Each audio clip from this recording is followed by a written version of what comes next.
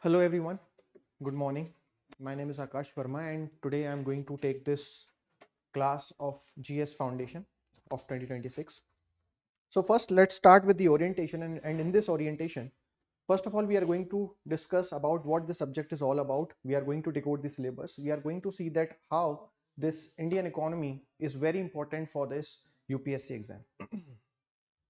So first of all, let's start with the with the importance.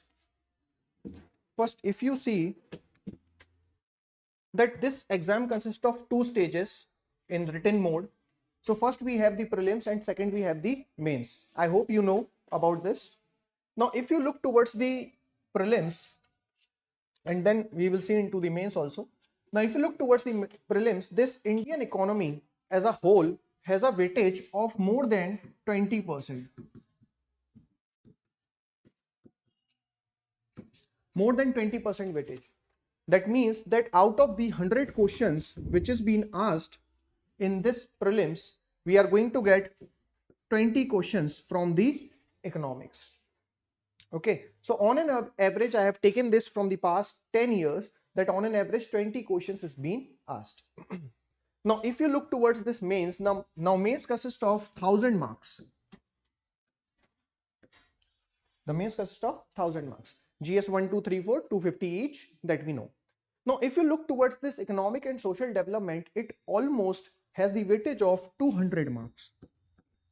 Now, you might be thinking, sir, it's a part of GS3 and it's itself consists of 250 marks. Then how 200 marks has been coming from the economics? Now, I'm going to give you the idea that how this whole syllabus of GS1 and GS2 has also been overlapped with the GS3 and specifically to this economic and social development. Clear? Then, if you look towards the cost benefit analysis,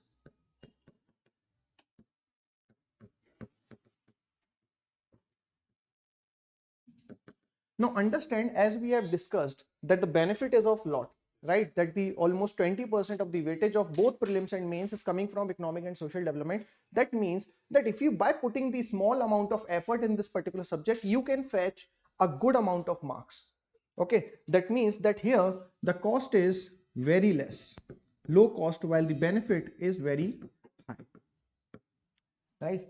The next, if you look towards its syllabus, then I would say its syllabus is very limited. And this I am going to show you that we have limited syllabus.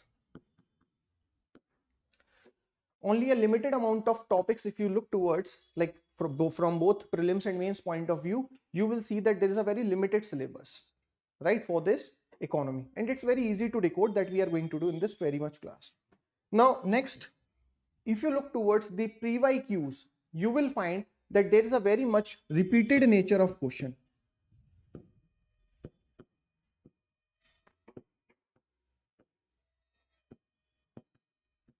Repeated nature of questions. That even the questions which was previously been asked, he will keep on repeating the same questions again and again. That again we are going to see, and that too both in prelims and mains. I'm not specifically talking about the mains, but also in the prelims. Okay, so that also we are going to see. Now, this is how this particular subject holds the importance. I hope you understood that how much important this particular subject has. Now, let's understand that how this overlapping is there. Now we know that this particular topic of economic and social development is a part of GS3 in the mains, right? So it consists of the syllabus itself. And here you will see that almost 120 marks, that means half of the GS3 coming from this economic and social development. Clear? The next, if you look towards this GS1, right, GS1, there are certain topics in the GS1 which have the overlapping. So some among them is the first one, poverty. Next we have urban infrastructure. Next we have urban infrastructure. Then we have development of vulnerable section. The next we have is the resources. And among the resources we have agriculture. and also industries, right? So there is a very much overlapping of these particular topics with our GS3 economy. Then next, if you look towards this GS2 part, तो GS2 में भी कुछ ऐसे topics हैं. So the first one we have is the developmental model.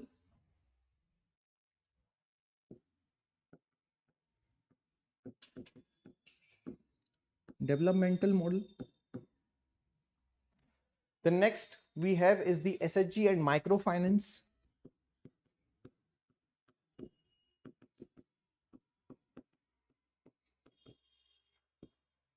Then third we have is the welfare schemes.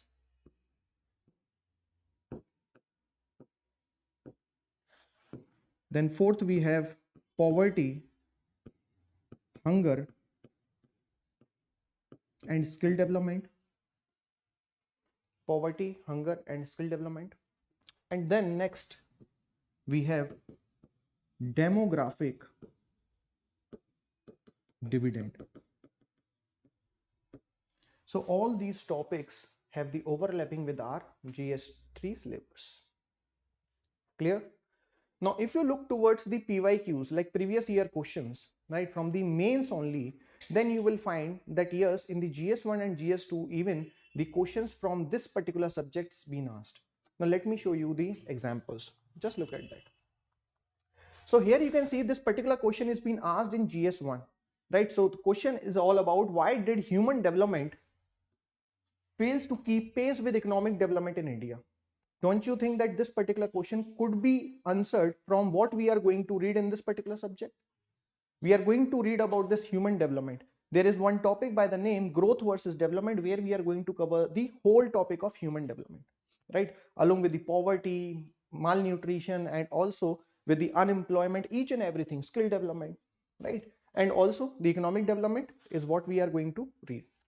Next question we have, from being the net food importer in 1960, right? So we were the net food importer in 1960. We know that we were importing the food under PL 480 scheme from the US. India has emerged as a net food exporter to the world. So this we are going to read in the agriculture also and also in the external sector also, right? So same question, this particular question being asked in GS1 2023 can be answered. Can be answered now. The next, discuss the impact of post-liberal economy on ethnic identity and communalism. Now, if you doesn't have the background of what was the changes being made in the post-liberal economy, that means it is talking about 1991 reforms, right? So if you do not have the idea, would you be able to answer this question? It is very difficult. The next, look at this. The crucial aspect of development process has been the inadequate attention paid to the human resource development in India, right? This human resource development is basically talking about that we have less amount of skills. Our literacy rate is not very much higher, right? The human capital is very less in India, right? So all this is talking about that the human resource development in India suggests measures that can address the inadequacies. Again, the question being asked in GS2 and could easily be answered with what we are going to read under this particular subject. Clear? Next, look at this skill development program. So skill development, again in the growth versus development we are going to see, right? So skill development program have succeeded in increasing the human resource supply to various sectors. In the context of the statement, analyze the linkage between education, skill, employment. And all these questions you can see I have just taken from 2023 to show you that yes, there is a weightage, almost 50 marks each in the GS1 and GS2 questions been there. Are you getting? And also if you look towards the 2021 paper, you will find that there were two questions. First one was the question in GS1 where they have asked that how gig economy is making efforts in the women empowerment, right? And also there was a question on mining, which we are also going to see. Getting? So this is how you can see that there is a very much overlapping among these GS1 and GS2 with the GS3. Clear? And also if you look towards this essay also. Now in this, first of all, in this particular class or in this particular foundation course, along with the economic aspect, or I would say economic dimension to see any particular topic, we are also going to see the social and political dimension. Okay, because they are very much interrelated, because economy is very much influenced by the social conditions and the political policies which the government has been taking, right? So this is how we are going to see multiple dimensions in a particular topic. So if you want to answer any essay, and if you want to inculcate any direction to the essay, right, so this you can simply you can do by reading about the economics, right? If you know that, okay, from the economic point of view, that were the issues for, let's say, the women empowerment, why the women empowerment has not been happening in India. If you know the economic reason, right, if you know the economic reason that yes, they were not given the equal power with the men, right, and also there was very much not equal pay, right, there is no equal pay concept. So this is how you can understand, you can give a particular economic dimension to the essays also. So here you can see some of the topics that I have taken. See, education is what remains after one has forgotten what one has learned in school. So this question could easily be asked, could easily be, like I would say, answered, right? Or you can simply put one dimension at least of the economics. The next, there can be no social justice without economic prosperity, but economic prosperity without social justice is meaningless. So first you need to know about the economic prosperity and how the social justice, right, that is not taking the vulnerable section together with your journey of economic prosperity, how it is affecting. Clear? So this question, the next, neglect of primary health care and education in India are reason for the backwardness. Are you getting? Now, if I am talking about the primary healthcare, should I not talk about the tertiary healthcare? Right? So, if you look towards the primary healthcare, that is the basic healthcare, then the tertiary healthcare, which is very costly in India, right? Where you need to pay too much money out of your pocket. Again, there is an economic angle to that. Clear? The next, poverty anywhere is a threat to prosperity everywhere. Right? So I hope you could understand that how much overlapping of this economy is there with the whole syllabus of the UPSC. Clear hai? Chaliye. Next, just look at the syllabus. So this is the syllabus which is being given in notification of the UPSC for the prelims. So this is a very vague statement, I would say, or very vague syllabus which they have provided. Just look at that, economic and social development. So the topic they have listed is the sustainable development. The next we have is the poverty, inclusion, demographics, social sector initiative, and then the next word, etc., which is a very vague term in itself, right? So etc. simply says that whatever under the sky is the syllabus of the UPSC, right? But it is not, because there is a clear boundary of the syllabus of this economics. So let's decode the syllabus and let me help you in doing that. Just look at that. So here the topics which are in the blue box, these are specifically from the prelims point of view. Clear? They are specifically from the prelims point of view. Just look at that. So the basic, first one is the conceptual part. Here you can see the basic concept, national income accounting, then money and banking, financial market, inflation, external sector. So all these were the part of the conceptual and also the part of the prelims. Now this particular topic, that is public finance and government budgeting, is important from the point of view of both the prelims and the mains. Clear? The next, some of the topics: Bretton Woods institution, report and indices, multilateral development, regulatory body, then important legislation. So all these were the from the prelims point of view. The next you can see the growth versus development. The growth versus development. So this particular topic is important from the mains point of view.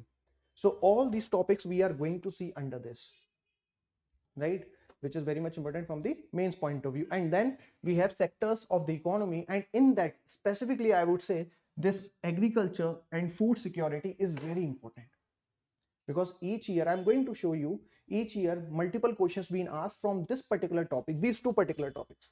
So I'm going to put lot of effort in these particular two topics, I would say, right, where I'm going to dedicate most of my classes from the mains point of view. Clear? So this is what we have, the syllabus of the economy.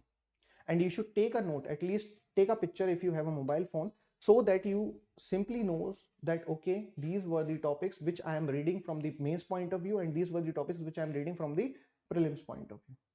ठीक है, अगर इतनी clarity है आपको तो आपके लिए paper ये बहुत आसान है.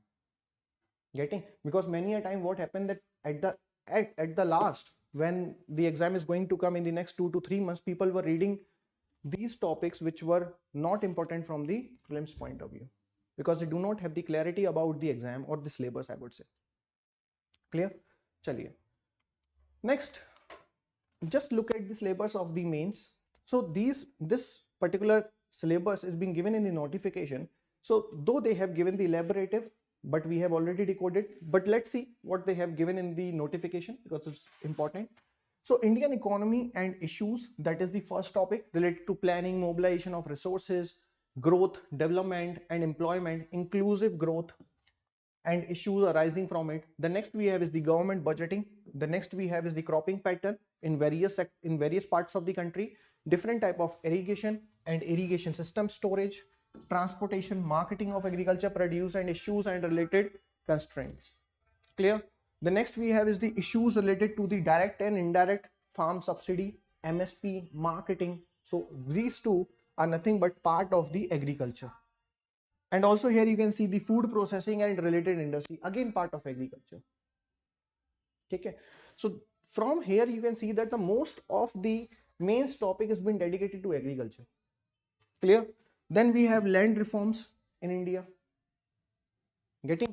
Then we have effect of liberalization on the economy, changes in the industrial policy, right? And their effect on the industrial growth. Here you can see the infrastructure also. Right? So all these were all this is the syllabus of the mains that we have. This is what they have given in the notification. Clear? Understood? Chaliye. Next, if you look towards the main analysis, now understand one thing, guys. Whenever we know that, suppose we are talking about GS3 paper, right? And in this GS3, which subjects we have? One second.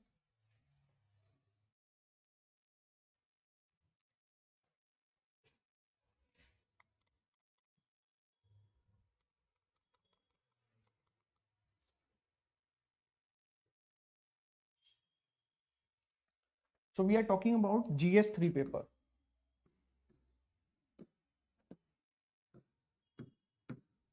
And which subject we have under this? First we have is the economics, science and tech, environment, security, internal security or disaster management, right? So this is what we have, right, under this particular GS3. This is what we call vertical analysis. That how much amount of, like, what is the weightage of this particular subject? We have already seen that there is a weightage of 120 marks. So this is what we called vertical analysis, right? Vertical analysis of any particular subject. That this particular subject or this particular topic came under this GS3 paper, and under that we have this weightage. Clear? Now another analysis is what we have, horizontal analysis. So there must be a particular syllabus. Let's say if we are talking about this economics, so there must be particular syllabus of this particular subject, right? We have already seen that there is a syllabus, right? And if we list down the number of questions which is being asked, if we just look into the number of questions which is being asked all over these years, let's say in the past 10 years, then you are going to get the horizontal analysis.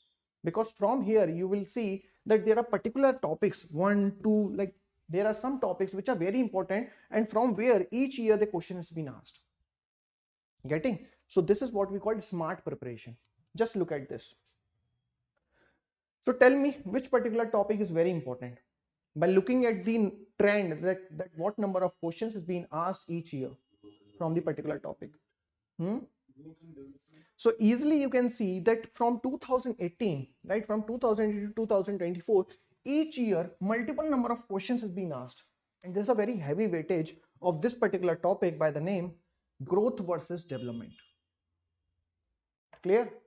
Which includes the multiple topics, right? The growth itself, the development, economic development, then we have poverty, then we have skill development, unemployment, right? So all these financial inclusion, inclusive growth, all these topics came under this, right? So here you can see that the multiple number of questions being asked. Then next, if you look towards this agriculture and food security, again you can see 6, 5, 4, 4, 4, 4, 3, 5, then 2.5, right? That simply means that again the multiple number of questions being asked from this particular topic, and this is how you should know, or this you should remember that okay, if I am going for GS3 paper, at last moment I should look into these two particular topics. From here I can definitely going to get the question. Getting? From here I will definitely going to get the questions. 2.5 simply means like half part of the question is from the agriculture, half part is from particular another topic. Just look at this, industry and agriculture policy. So it was related to that. Clear? So this is what we have. Clear? And you can see the number of questions being asked from this, right? Though there is a decrease, but you never know. In the next 2026, you might see, let's say 18 questions, right? You never know about that. Clear? Now next, look into the prelims trend also. So by looking into prelims trend, which particular topic is very important?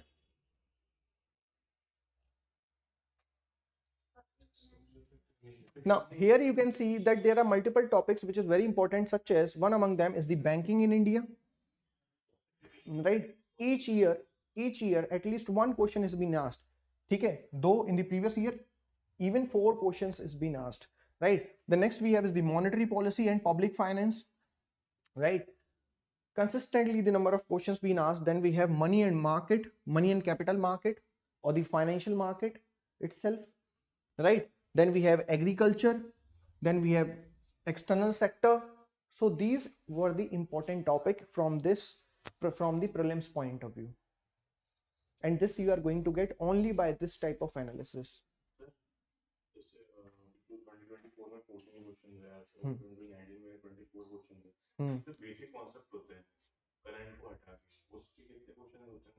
See, here we are talking about all the questions, whether it is from current affair or whether it is from the, like I would say, from the core concepts. नहीं, ऐसा कुछ नहीं. Even in 2024, if you look towards it, then almost 12 questions are coming from the basics. 12 to 13 question, and I think there is only one question that is from the current affair. Rest all from the basics, right? The core static part. Okay, so that is the analysis that we have from the prelims point of view. Though the number is even decreasing, but you never know that in the next session you will see the blast, right? So we are just taking, so I have told you that 20 questions has been asked from the prelims. I have taken that average, right? I'm not looking into that, okay, in the last 2 years 14 question been asked, so in the next year also they are going to ask the 12 or 13 or 14 question. You never know, right? That you might see 20 questions or even 25 questions. This happens with the subject. Now think from the other perspective. If the number of economy has been decreasing, if the number of questions of economics has been decreasing, then any other subject would be increasing, right? So you might be seeing the more weightage given to any other particular subject, right? So this can be happen with the economy itself. Clear? Then now looking into the PYQ. So what we have analyzed till now, let's summarize that. So first of all, we have seen that there is a more than 20% weightage of this particular subject, both in prelims and mains, right? This we get to know. Then there is a repeated number of questions or repeated nature of questions. This I am going to show you. Just look at this. Look at this. So first question is about explain intragenerational and intergenerational issue of equity from the perspective of inclusive growth and sustainable development. Just look at the question below it, which has been asked in 2019. So the question is about, it is argued that the strategy of inclusive growth is intended to meet the objective of inclusiveness and sustainability together. Comment on this statement. It's just the difference of English language which they have used. Otherwise, the question would have almost 80% of the answer would remain the same. Getting? The 80% of the answer would remain the same, because here they are also talking about this inclusive growth and sustainable development. And they are also saying that the strategy of the inclusive growth is intended to meet the objective of inclusiveness and sustainability. Sustainability is nothing but the sustainable development. Right? So the same question is being asked. Then again, look into that. What are the major factors responsible for making rice wheat system a success? So they are talking about cropping pattern basically. In spite of this success, how has this system became bane in India? Then just look at this 2017 question. How has the emphasis on certain crops brought about change in cropping pattern in recent past? Elaborate the emphasis on millet production and consumption. So again, they are talking about this cropping pattern, right? Cropping pattern here is nothing but you can use simply this rice and wheat system. Clear? Then just look at this question 5th. What are the main constraints in transportation and marketing of agriculture produce in India? And when we are talking about this marketing is nothing but the Agriculture Produce and Marketing Committee, APMC. Right? Just look at this. There is also a point of view that the Agriculture Produce Marketing Committee, that is APMC, set up under the State Act have not only impeded the development of agriculture but also have been cause of food inflation in India. Right? So again, they are talking about the impediments or the constraints. Here they are also talking about what are the main constraints of transportation and marketing. So don't you think that there is a repeat of the question? The same question is being asked just by twisting the language. Getting? So this is how there is a repeated nature of question. Clear?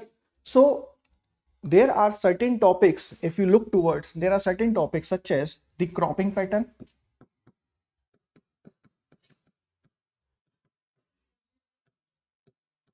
next we have is the inclusive growth, then we have human development, right? Inclusive growth, human development, infrastructure. The next we have is the food security, etc. Now these were the topics from where each year the questions got repeated, right? So that is the idea that we have about this from the PYQ. Then next point is that in this particular class we are going to focus, since we have repeated nature of question and we know that the asking of the question could be changed as per the current affair, right? That suppose if there is some issue is been there about, let's say, agriculture or food security, then they are going to ask the particular question on that point of view, right? But in this particular class or in this particular course, we are going to focus more on the issues, right? Issue based. So we are going to understand the core issue with the particular thing. Let's say if we are talking about the food security, what is the core issue with the food security, or what is the core issue with the agriculture? I'm not concerned with the current affair. Getting? Because once you have the idea of the background, or once you have the idea of the I would say background knowledge or the core idea, then you will able to answer the question. ठीक है? नई चीजें तो आएंगी जाएंगी, वो add होती चली जाएंगी, but my idea is to give you that sort of content which is going to be alive for the next 2 years at least. ठीक है? आप उसमें करंट अफेयर ऐड करते जाइए. Though I am going to tell you about the current affair also. It's not that कि मैं current affair को छूंगा नहीं, ऐसा कुछ भी नहीं है. So I am going to tell you about the current affair, but my idea is that I am going to give you the basic, like, core of that. Clear?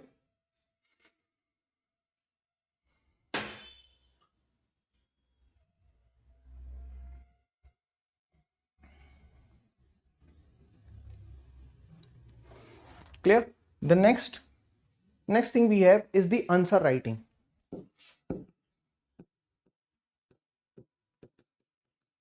So from this particular class, I'm also going to tell you how to generate generate dimensions. Now, writing about any particular topic from the only point of view of any particular, I would say, site. Let's say you are writing about the economic perspective only, right? That will not suffice the completion of your answer, right? That will not fetch a good amount of marks for you. So I'm going to tell you that how to generate dimensions, how you can structure your writing. So in this whole course, I'm also going to tell you that how, if I'm talking about, let's say, the issues with the agriculture. So what are the issues we have the pre-harvest time or during the harvest and even post-harvest? So this classification, this structuring, I'm going to tell you, right? So how you can generate the dimensions in a particular different topics that I'm going to teach in this particular class, right? Also, I'm also going to tell you about the diagrams, that how you can use diagrams. Because suppose if I am saying that there are 20 questions in a GS paper and last 30 minutes is left and you are left with, let's say, 6 questions, then how you can fill the paper? So the best way of filling the paper is the diagram, and even making this diagram will help you in time cutting, right?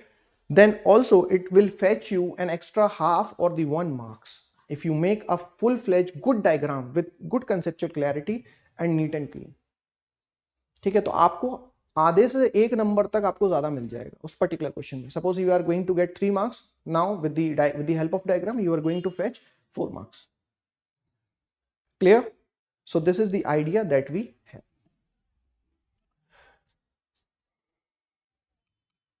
Now how this class is going to be? तो ये classes कैसे रहने वाली हैं? First of all, I am going to help you to decode the syllabus, decoding the syllabus, right? Already मैं आपको syllabus दिखा चुका हूं, but with the each topic I am going to tell you that which particular thing is important from the prelims or which particular thing is important from the mains point of view. ठीक है? The next next thing is that these lectures are going to be 2 to 2.5 hours lengthy. ठीक है, इतना almost time हर एक lecture में हम लोग देंगे आपको. The next we have is that I am going to give you dictation of notes, but along with that whatever I am speaking, I am giving you the dictation, and whatever I am writing on the board you should jot it down. ठीक है, आपको वो हर एक चीज लिखनी है जो मैं बोर्ड पे लिख रहा हूं. ठीक है ना, ये चीज क्लियर है? The next I am going to focus on the factual part. तो ऐसा नहीं है कि फैक्चुअल चीज है तो मैं छोड़ दूंगा उसको, नहीं. So I am going to focus on the factual, conceptual plus analytical part. So this factual and conceptual will be from the prelims point of view, and this analytical where we are going to generate the dimensions, this from the mains point of view. Clear? The next we are going to have this in an integrated pre plus mains. तो ऐसा नहीं है कि मैं आपको prelims अलग पढ़ा रहा हूँ, मेंस अलग पढ़ा रहा हूँ, नहीं, हम लोग साथ में चलेंगे. ठीक है, डिस्टिंग्विश और डिफरेंस मैं बताता जाऊंगा आपको कि कौन सा वाला प्री के लिए है, कौन सा वाला मेंस के लिए, but we are going to go by integrated method, because हमारे पास उतना टाइम नहीं है. क्योंकि अगर हम लोग प्री अलग पढ़ेंगे, मेंस अलग पढ़ेंगे, तो it almost about to take 50-60 days. ठीक है, उतना टाइम हमारे पास नहीं है. Clear? The next practice plan क्या है? आई होप कि आपको ये चीज तो पहले ही समझा दी गई होगी कि you are going to get the daily MCQs. बता दिया है आपको कि नहीं बताया है? डेली एमसीक्यूज आपको मिलेंगे. Also you are going to get the mains answer writing.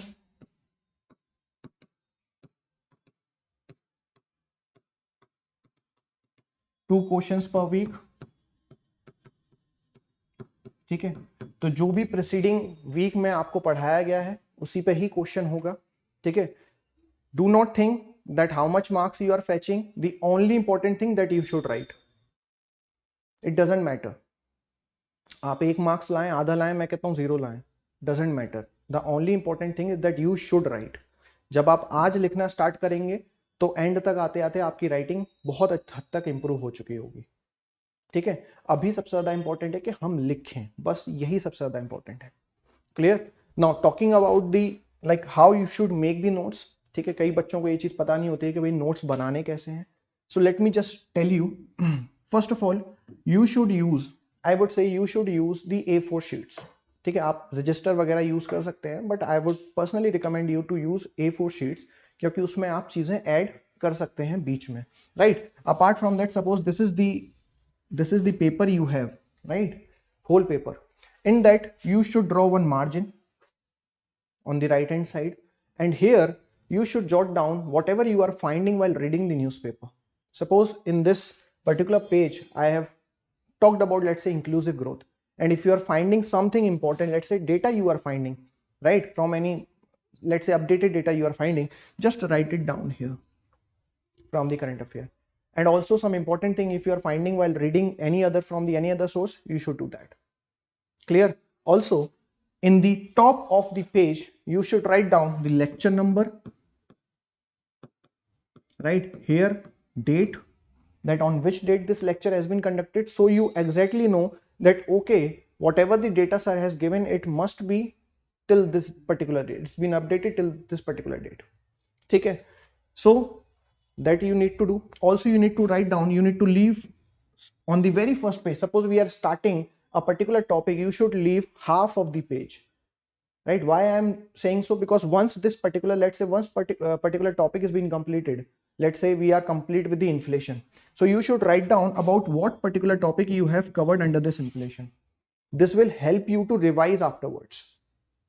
Okay, suppose you are finding that okay, I'm not going to get the clear understanding of, let's say, fiscal policy, and which particular part of fiscal policy.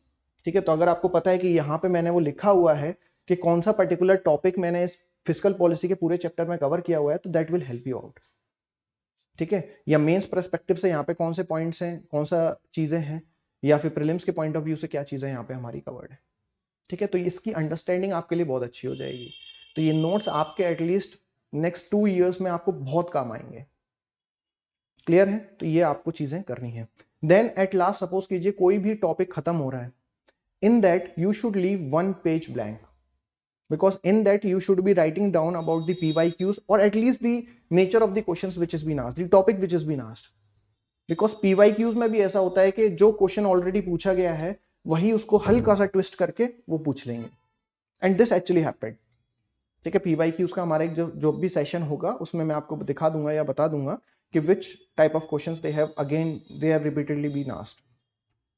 ठीक है, तो ये चीजें आपको करनी है, क्योंकि एक पेज आपके पास ब्लैंक भी होगा तो at least if you want to add something you have this space. Otherwise तो आप स्टिकी नोट चिपका के उसको रंग बिरंगा करते रहेंगे नोट्स को, और that is not going to work right in the longer run. ठीक है, now if you ask me about the sources that sir okay, apart from the classes from where I should read about the economy, then I would say that there are 2 sources. First we have is the website, right. Websites पे आप अर्थपीडिया जा सकते हैं. ठीक है, और also you can go to another website, let's say Investopedia, where you will find the conceptual understanding of any particular topic, right. PIBs आप देख सकते हैं from the current affair point of view, and also RBI website which is very much related to the monetary policy and the banking part. ठीक है, then if you ask me about the books, sir, any books which we should read, then I would say none, because we are already providing you the prelims static book, and also we are going to provide you GS3 mains book. So that will very much sufficient for you, very much sufficient. आपको समझ में आ जाएगा when you are going to attempt the test. That along with the notes which I am going to give you in these classes, in that along with plus the static notes which you are going to get from the Sunya book, that is very much enough from the prelims point of view. Current affair वगैरह तो वो सब चलता ही रहेगा, that's a different sort of different game, लेकिन इतना चीजें आपके लिए बहुत है. ज्यादा आप अपने आप को ओवरबर्डन करेंगे, लास्ट में कुछ भी रिवाइज नहीं कर पाएंगे, and multiple revision holds the key. ठीक है, चलिए.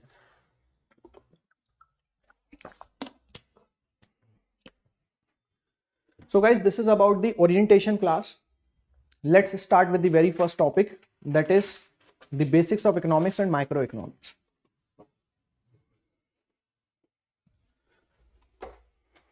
Now the first question arises in this economics is that what is economics, right? This economics, this word is coming from a Greek word,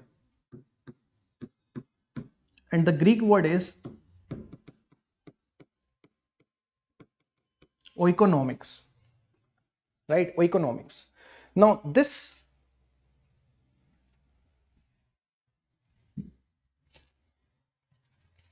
nomikos, okay, this word consists of two words. First one is oiko and second one is nomikos. Now if we look into the meaning of this particular word, so first we have is oikos, which means family or household. Second word we have is the nomos, which means management. That simply means family management or household management. And this we are talking specifically from the economics point of view. So suppose if we take this whole country as a family, or let's say household, then we are saying that we are managing the economy of this whole country. This is what we call the economics from this Greek word point of view. Okay, now let's understand more about that. So basically, when we talk about this economics, what it is, so we know that we human beings have multiplicity of need and wants. We have multiplicity of needs and wants. Some of you might be looking for buying a new car. Some of you might be looking for good food. Some of you might be looking for new clothes. And some of you might be looking for having a big house, or let's say new mobile phone, etc. Right?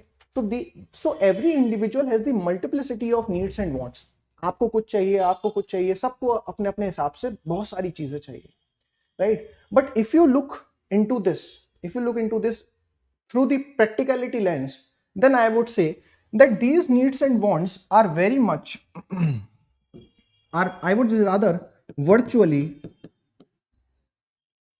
unlimited. ठीक है, ये जितनी भी needs and wants है एक तरीके से virtually unlimited है. अगर आप अपने आप को देखेंगे, suppose if I give you let's say Toyota car, you might be looking at that sir next I am going to take Mercedes, और let's say Ferrari. Okay, Ferrari मिल जाएगी तो then you are going to say I am going to take the Rolls Royce. Once you take the Rolls Royce, then you are going to see that I am going to take the jet, private jet. So these needs are ultimately virtually unlimited needs, right? And to fulfill these needs, we know that we are need in of the resources. Okay, to fulfill these needs, we need resources, right? And we know that these resources are nothing but land, labor, capital, and entrepreneur, right? These were the resources that we require. These resources are nothing but factors of production. About this we are going to see, don't worry. ठीक है, लेकिन हमें जो resources चाहिए to meet these wants are these resources. Clear? So ultimately one thing we know that these resources are not unlimited. We doesn't have unlimited amount of land, right? We have limited amount of land, we have limited amount of capital, we have limited amount of labor. Clear? So these resources are actually limited in nature. Clear? These resources are limited in nature. So suppose if I am talking about that you wanted to have all these things, but you have only 10,000 in your pocket, you need to make choice that whether I should go for good food for few days, or I should buy new clothes, or I should buy new phone, right? So you need to make choice. So this is where, when we have limited amount of resources, this is where you need to make a trade-off, right, among the things, that which one to choose, which one to not. ठीक है. Trade off simply means कि अगर suppose कीजिए भाई अगर मुझे मेरे पास 10,000 रुपए हैं, I have 4 choices to make, but I doesn't have the resources, I have limited resources, I have only 10,000 rupees, so I have to make trade off that okay, let's चलिए इस महीने में नए कपड़े नहीं खरीदता हूँ, but let's have a good food in this particular month. ठीक है, so that is the trade off I am making among the commodities, that okay, I wanted to buy this one, not this one.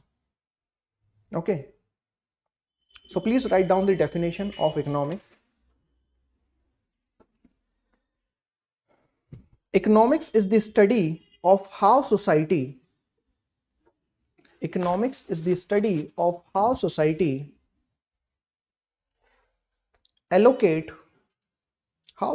allocates scarce resources.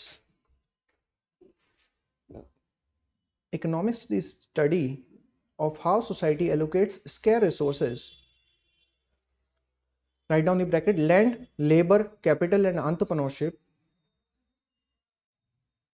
Land, labor, capital and entrepreneurship. Close the bracket. To produce output. Write down in the bracket: goods and services.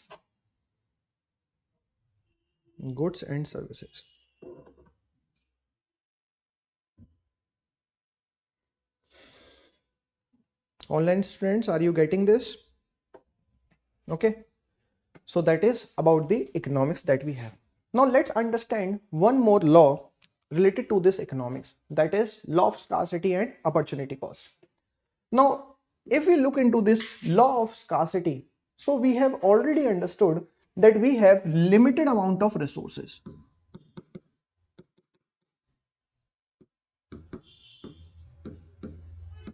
Right, we have limited amount of resources. Clear? So we have to make choice that what to produce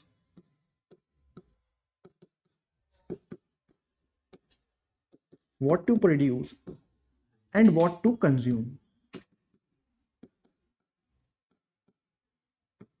Okay, we have to make choice that what to produce and what to consume. Suppose we have 5 things: A, B, C, D, E, and among that we have to make choice. Okay, we have to make choice that which one to choose, whether to choose A, whether to choose B. Okay, we have limited amount of resources. Clear? So this is where we have already understood that this is where trade-off has been involved.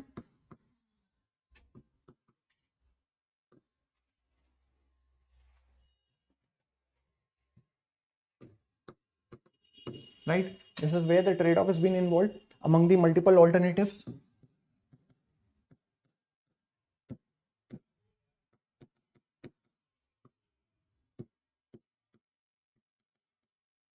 Right? Now suppose that I have chosen this A. Right? So there is a choice involved.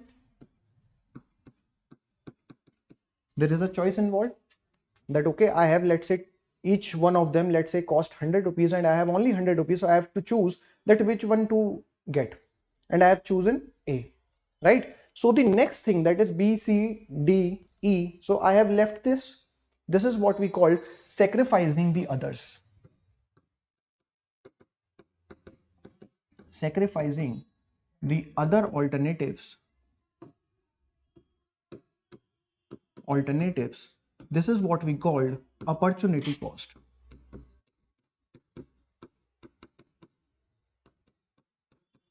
That I have choose A at the cost of all these B, C, D and E.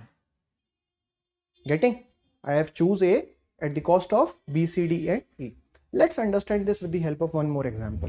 तो चीजें और clear हो जाएंगी, concrete हो जाएंगी.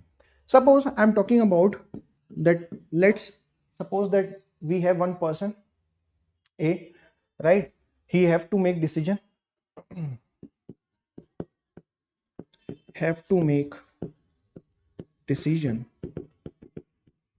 Suppose this person has 10,000 rupees. ठीक है, इस पर्सन के पास 10,000 रुपए, ए के पास 10,000 रुपए. Now he has to choice to make that whether to put this money in the bank account, right, where here he is going to get, let's say, interest. ठीक है, fixed interest मिलनी है भाई. Or he has the choice to put this particular money, let's say in stock market, where there may be possible capital gain or loss. ठीक है, दोनों ही हो सकता है भाई स्टॉक मार्केट में तो. Clear. The next suppose he has another choice that okay, let's buy new mobile phone, which is a sort of consumption expenditure. Suppose these were the three choices which he has. ठीक है, इनमें से कोई एक ये choose कर सकता है.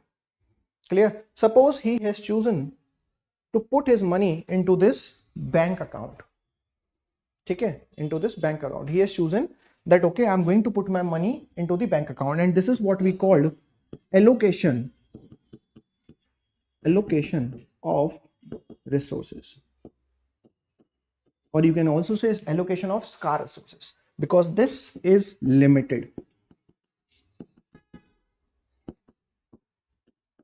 right? This money is limited. ऐसा नहीं कि हम 10,000 रुपए से सब कुछ कर लेंगे, मोबाइल भी खरीद लेंगे, बैंक में भी डाल, नहीं यार, this is a very limited resource.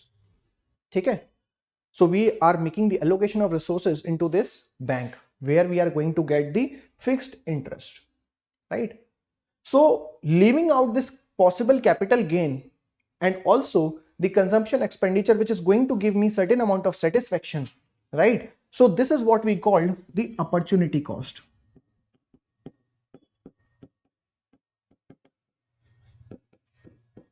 This is what we called opportunity cost. That at the cost of these two, I have chosen this. Okay. And the idea of economy is such that we have to make decision in such a way so that we can minimize this opportunity cost. Are you getting? Minimize this opportunity cost. और ये opportunity cost सिर्फ पैसे के terms में नहीं होती हैं. It's also in the terms of time, effort, everything. ठीक है ना? Suppose you have a choice to make that whether to sleep at night or to study hard. ठीक है? If you are choosing the, let's say, study, that means you are making the trade-off between the study and the sleep. So the opportunity cost is your sleep. फिर आप एक महीने में पागल खाने में हो सकता है ना? So getting a better sleep is also important. So sometime you need to make trade-off between these two, right? So that आपको opportunity cost को minimize करना है. This is what we call economics. ठीक है? चलिए. So let's write down one more definition of the economic which we have decoded from here. So write down economics is the study of making decisions. Economics is the study of making decisions in the presence of scarcity of resources, in the presence of scarcity of resources to fulfill human wants, while minimizing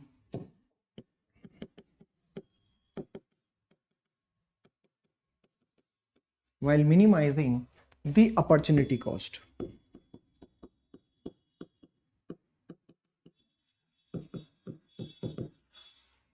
Clear? While minimizing the opportunity cost. Clear है? पूरी definition समझ में आ गई? हमने इसका backend भी पढ़ लिया पूरा. ठीक है, चलिए. Now the next question arises. I think this question must came in your mind. Sir, who is going to take this decision? You are talking about making the decisions, but decisions लेने कौन वाला है? क्या हम लेंगे? कौन लेगा? Government लेगी, हम लेंगे, या और कौन ले सकता है? So this is where the question arises that who is going to decide? Who is going to decide? And this decision is actually been taken by economic agents, right? This decision has been taken by economic agents. Now economic agent could be an individual, who could be producer who is producing something, or the consumer who is consuming something, right? Or it can be an institution. It can be an institution which involves the government, corporates, and even banks, right? It could be any. Clear?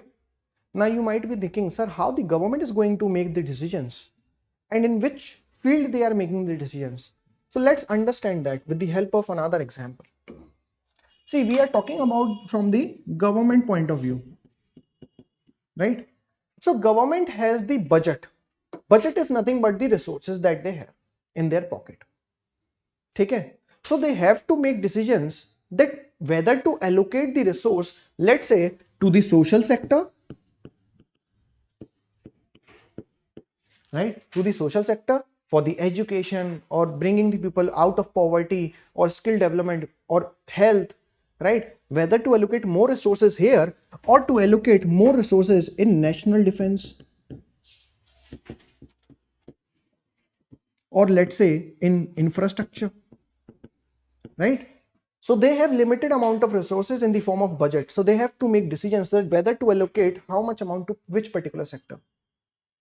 Suppose if they have allocated all the resources to this welfare measures or the social sector, then what about in the next year we have been attacked by some another country, right? ये भी तो एक बहुत बड़ा issue है. Or suppose if we were allocating large part to the national defense, then what about the people of India?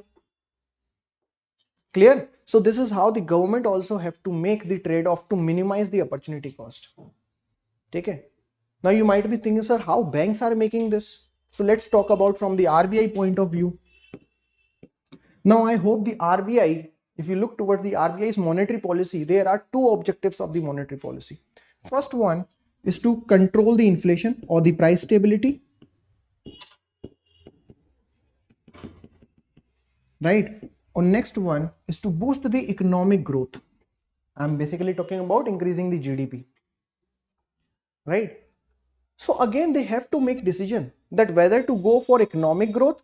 So when they go for economic growth, they are going to make credit cheaper so that लोग ज़्यादा से ज़्यादा पैसा लें और उसको खर्च करें और economic growth हो, ठीक है? Or they would go for economics price stability, basically inflation को control करना है.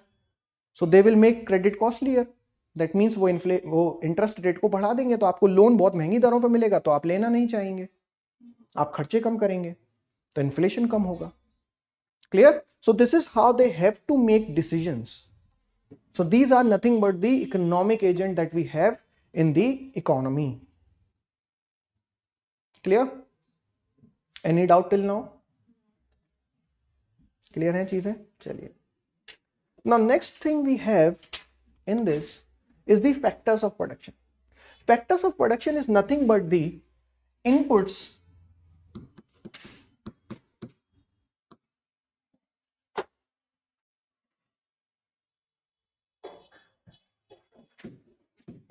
used in the production of goods and services. As simple as that. They are nothing but the inputs used in the production of goods and services.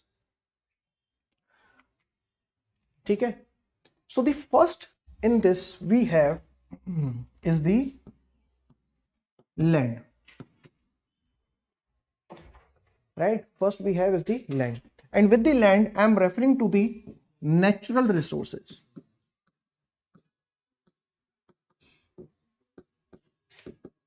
Natural resources. Okay? In which we have the land itself. तो land तो आएगा ही आएगा इसमें. Apart from that, we have extraction of resources. Extraction of resources.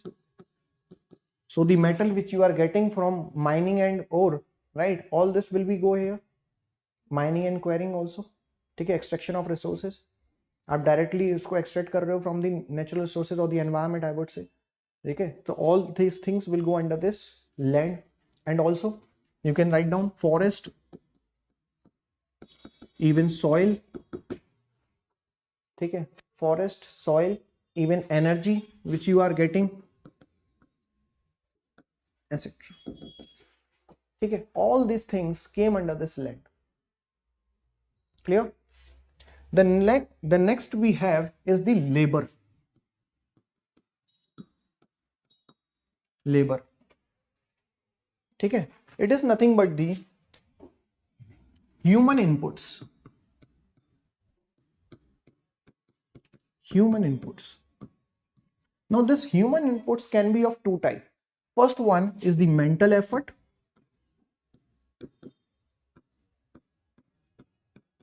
Next one is the physical effort. The mental effort is one which I am doing for you. ठीक है, so I am sharing my knowledge with you, na? I am doing the mental effort. So that is what we call mental effort in this labor part.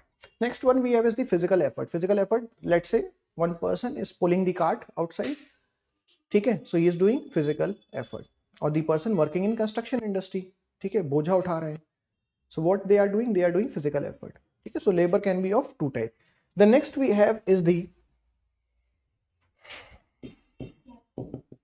capital. Okay. Next we have is the capital. Now capital is anything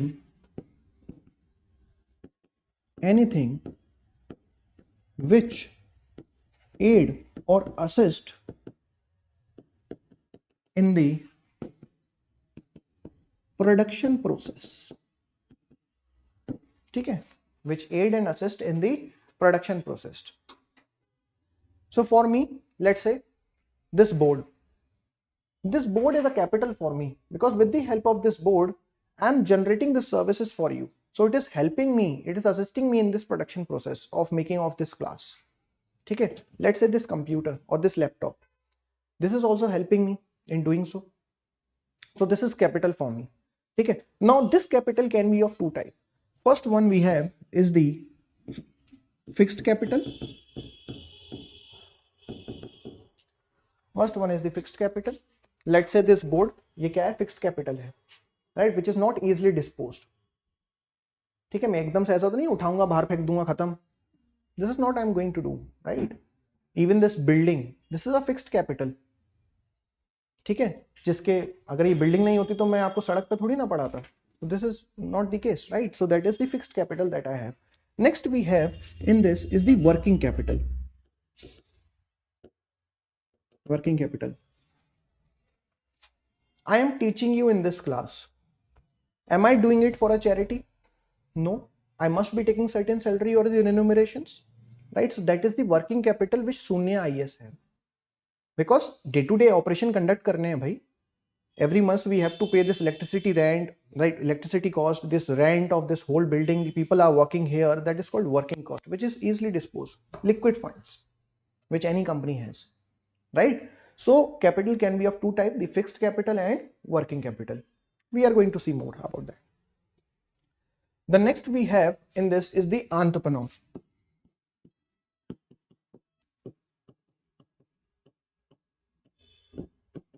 Next we have is the entrepreneur. So he is the one person who is organizing everything, right? There must be one owner of this particular Sunya IAS who is organizing everything. He is organizing this board, building, people who is working here. So he is the entrepreneur. Clear? So this is how these four factors of production helps in the production of any goods and services. Clear hai? Any doubt in that? Chaliye. Next, let's read more about this capital thing. So basically, we have four types of capital. Okay. So the first type we have is the physical capital. ठीक है, इस capital के भी कई सारे तरीके होते हैं या कई सारे टाइप्स होते हैं। तो first we have is the physical capital, ठीक है, जिसको हम लोग फिक्स्ड कैपिटल के नाम से भी जानते हैं। So basically physical capital is the non human assets, please write down, it's a non human assets. These are non-human assets that helps in the production process. Helps in the production process. ठीक है, non human capital. अब ये board कोई human तो है नहीं, ये building कोई ह्यूमन तो है नहीं, ठीक है, या ये लैपटॉप कोई ह्यूमन तो है नहीं। So that simply means that they are tangible in nature. ठीक है, they are tangible in nature, that means we can touch, we can feel them. Clear? And simply they can be separable from owner, right? It can be separated from the owner or separable from the owner. That means कि ये board हो सकता है कि मैं 2 साल बाद किसी को बेच दूं, so currently I am the owner, next anybody else would be, ठीक है, so they are separable from the owner. ये बिल्डिंग अभी हमने रेंट पे ले रखी है, हो सकता है कोई और ले ले बाद में। Clear? And here these physical capital are nothing but the goods which can be sold in the market, which can be sold in the market, ठीक है, and most of the time it's been seen that these are those type of goods which are completely mobile, completely mobile generally. Okay, so basically suppose ये board मुझे आज यहाँ से उखाड़ के कहीं और लेके जाना है, यहाँ से निकाल के मुझे कहीं और लेके जाना है, I can simply do that. If I wanted to take out this AC and may like take it somewhere else, I can do that, right? It's a simple thing. So it's a completely mobile. The only restriction is that there is a restriction of trade barrier. Restriction of trade barrier. That's why I'm saying generally. ठीक है? So restriction of trade barrier. Infrastructure को इस तरीके से देखा जाता है that suppose let's say I am saying that my infrastructure is completely mobile. That means आज मैंने यहाँ पे रेंट पे ले रखा है, let's say next time I can take the rent on, I can take the building rent on Jaipur or some other city. ठीक है, so this way. So there is a restriction of trade barriers. ठीक है, so these goods you can also in like acquire through imports. ठीक है, आप इस तरीके के जो गुड्स होते हैं या फिजिकल कैपिटल होती है, आप उसको इंपोर्ट के थ्रू भी एक्वायर कर सकते हैं। क्लियर? सो बेसिकली यहां पे हम लोग जो बात कर रहे हैं वो है एक तरीके की फिक्स्ड कैपिटल की। ना let's understand, suppose I want this board, और ये बोर्ड इंडिया में नहीं बनता, let's say this board is been manufactured in China, ठीक है, तो suppose if I want this board, so I can acquire this board through imports, but our Indian government thinks that we need to cut down the trade deficit with China, and they have made certain restrictions that suppose if I am going to buy this board, I have to pay 100% duty on this. So I will refrain myself, I will look कि भाई मैं simple black board पे और chalk से लिख लूँ, right? So that is the thing. So there is a trade barrier restriction. Next type of capital that we have in this is the human capital. Human capital. And what I am referring to the human capital, it refers to the, write down, it refers to the stock of, it refers to the stock of knowledge,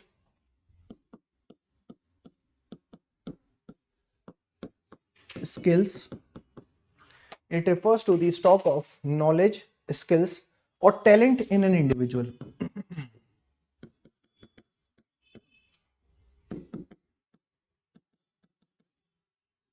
Right? Talent in an individual. Clear? Now it is intangible in nature.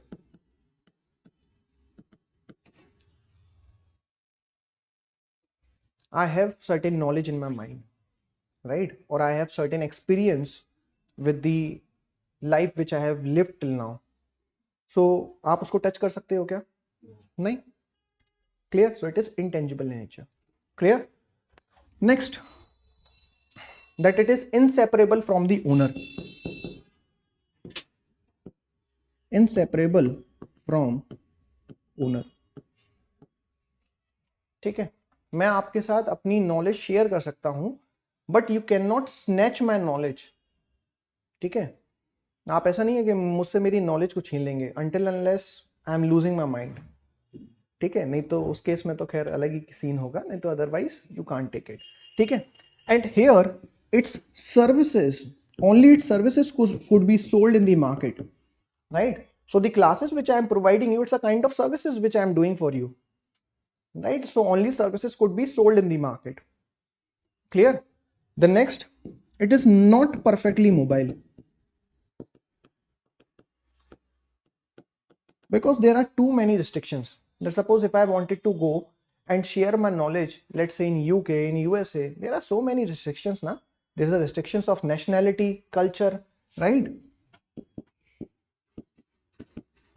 Restriction of nationality and also culture. Clear?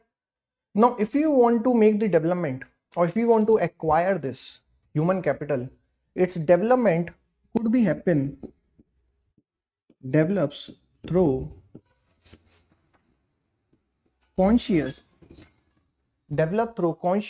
policy formulation.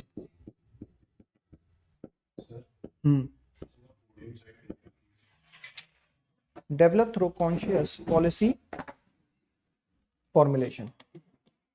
ठीक है, समझ आ गया?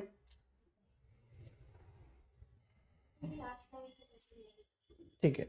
So suppose if we are looking towards increasing the skills, ऐसा तो नहीं है कि skills बाजार में मिल रहे हैं और आपने ले लिया, और it's a, let's say मैं 5 दिन कोई एक सेशन ले लूं या कोई एक बूट कैम्प जैसा कुछ ले लूं और उससे काम हो जाएगा. No, right? It's a long process. It only be developed through a conscious policy formulation. That means government has to make policy. It's a long process. It's going to take 10 years, 15 years. Then you are going to see the changes on the ground reality. If I wanted to increase, let's say, the literacy rate, it's not going to happen in a 1 year or 2 years, right? I have to make policy. I have to make certain changes in the economic policy of India, right? Then only the differences you can see on the ground. Clear? Then the third type of capital we have is the financial capital.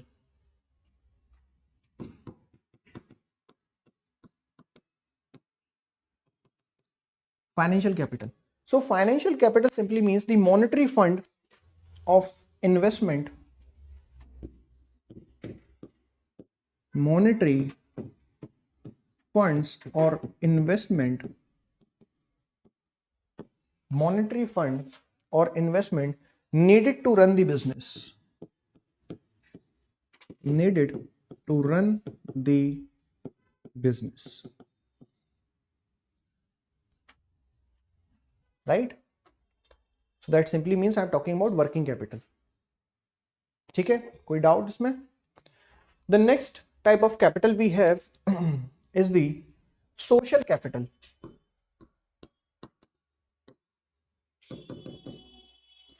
Right? Social capital.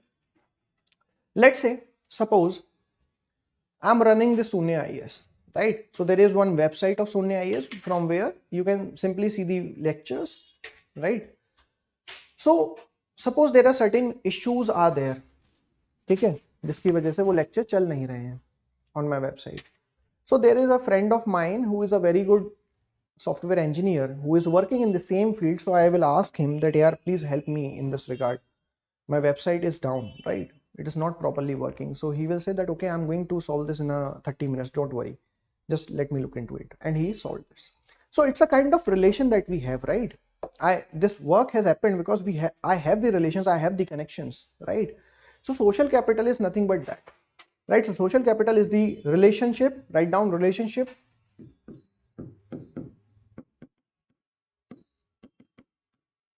trust bond among the people.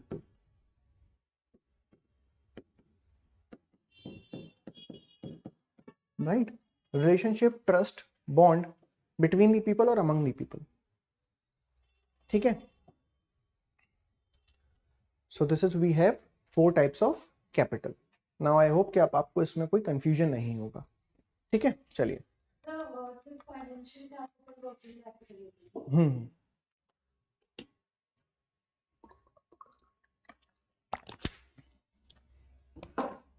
Next we have is the categorization of economy.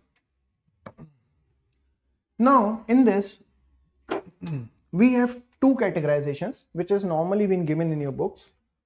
First one is the microeconomics, right? Next we have is the macroeconomics, right? Macroeconomics. Now suppose if I am talking about the behavior of an individual, right? If I am talking about behavior of an individual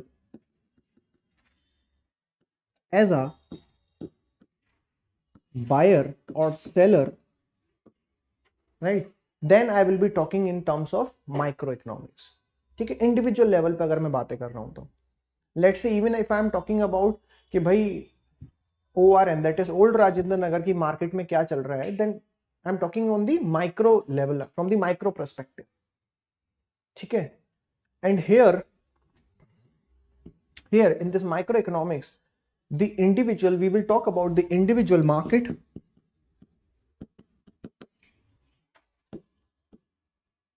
or even sector, right? We will talk in terms of individual market or sector. But when we talk about this macroeconomics hota hai ek large point of view, right? That I'm talking from the large point of view. That simply means I'm taking the country as a whole or economy as a whole. So I'm talking about the whole economy. Okay, I'm talking about whole economy basically. Clear? So let's take example, multiple example. First here, let's say I'm talking about the effect of price of certain goods. So what is the price of tomato? If I'm asking to you that what is the price of tomato or what is the price of potato? So here I'm talking about the effect of price of individual goods. Effects of price of individual goods or service, right? But मैं national level पे, macro level पे कैसे बात करूं? So when I'm going to track the price of individual goods and services, let's say all goods and services, this is what the inflation is, right? यही तो हम inflation बोलते हैं, right? So in the macro perspective, I will talk about in terms of, let's say, inflation. Clear? Suppose I am talking about the individual labor market. Let's say construction market, right? How many people are employed in the construction market or the infrastructure sector? So I'm talking about a specific labor market, which is catering the need of infrastructure making or construction. But when I talk about the whole country, I will talk in terms of employment and unemployment. Clear? So that is the macro perspective. Okay? Now suppose in the previous day, there was one article in the newspaper. Suppose you get the article on the newspaper that eating the dark chocolate is very healthy for your heart. Okay? Due to which you are witnessing the certain increase in the demand of dark chocolate. Okay? There is increase in the demand of dark chocolate. क्योंकि आपको एक किसी ने या influencer ने बोल दिया या let's say you get the news on the newspaper. So in this case, when we talk about from the macro perspective, we will talk about the aggregate demand कि पूरी इकोनॉमी में डिमांड कितनी है. Getting? So this is what we call aggregate demand. Right? This is what we call aggregate demand. कि पूरी economy में demand कितनी है। यही तो होता है जीडीपी, और क्या होता है। ठीक है, so this is how you should make difference between the micro and macro. चलिए आपको और थोड़ी सी अंडरस्टैंडिंग देता हूं। Suppose this is the circle, or I'm saying this is our whole country. So suppose if I'm talking about the economy as a whole, right? If I'm talking in terms of this whole circle, then it is what we called macroeconomics. ठीक है, the next we have, let's say, three sectors. We know that there are three sectors in an economy: agriculture, manufacturing and service sector. ठीक है, so suppose if I am talking about a particular sector, let's say I am talking about agriculture sector. So there is one term which is given in your NCERT which says that there is a middle of this macro and micro, and that we have is the mesoeconomics. ठीक है, mesoeconomics. Clear? This is what we call mesoeconomics.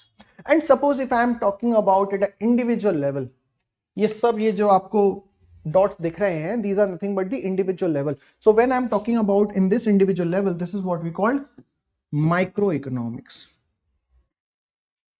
ठीक है, अब आपको difference समझ में आ गया कि मैं किस लेवल पे बात करूंगा तो क्या होगा। Online guys, do you get this?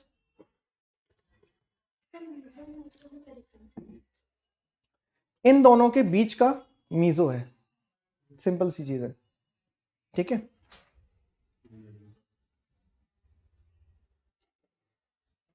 Have you noted down?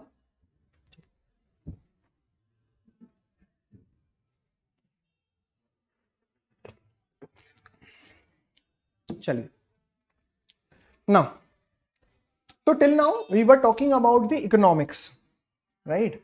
Now there is another term by the name economy. So what is the difference between these two, economics and economy? क्या ये कभी सोचा दोनों में बीच में डिफरेंस क्या है? दोनों को एक ही मान लिया कि इकोनॉमिक्स मीन इकोनॉमी? नहीं, ऐसा नहीं है, there is a difference. So let's discuss about that, what do we mean by the economy and what do we mean by the economics. So economics we have already covered. The economics is nothing but the study of, it is the study of making decision in the scarcity of resources, right? This is what we have understood till now. ठीक है, यही definition हमने देखी थी. So here the idea is what, right? The question is what? To produce, consume or distribution.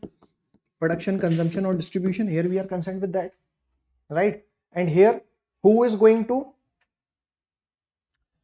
okay, Ishika, meso is nothing but the middle, like in the middle of micro and macro. Okay, in the middle of micro and macro. Let's say I'm talking about sector wise. If I'm going sector wise, let's say agriculture, then manufacturing sector, or so here I'm talking about the mesoeconomics. Okay, so then, so this is what we are talking about. Then who is going to make the decision, and even whom? ठीक है, for whom we are making this decision? Again, economic agents ही लेंगे और अपने लिए ही लेंगे. Clear? So here it is economic agents, right? ये सारी चीजें हमने पढ़ी हैं. So basically the idea here is that this particular term economics talks about the theories plus principles. ठीक है, ये जो इकोनॉमिक्स टर्म है, प्रोड्यूस, कंजम्पशन और प्रोड्यूसर, कंजम्पशन और डिस्ट्रीब्यूशन, प्रोडक्शन, कंजम्पशन और डिस्ट्रीब्यूशन, पीसीडी. ठीक है, एनी डाउट इन दैट? ठीक है, तो ये एक तरीके से एक थ्योरी और प्रिंसिपल है, बट यहाँ पे कोई प्रैक्टिकलिटी नहीं है. ठीक है, इट्स द स्टडी, आप समझ सकते हैं, it's a study of making decision. हम ये स्टडी कर रहे हैं कि डिसीजन लिए कैसे जाते हैं, पर हम खुद नहीं ले रहे हैं. Clear? But when we talk about this economy, right, when we talk about this economy, it is a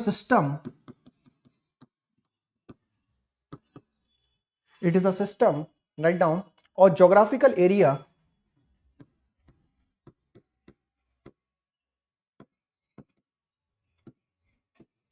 it is a system or geographical area that facilitates or play role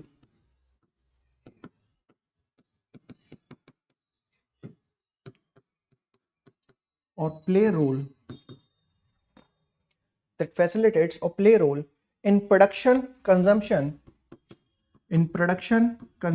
or distribution of goods and services, which facilitates and play a role in production, consumption and distribution of goods and services.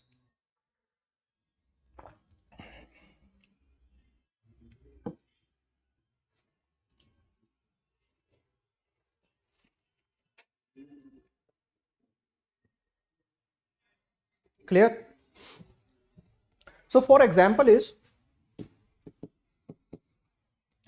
is that human activities performed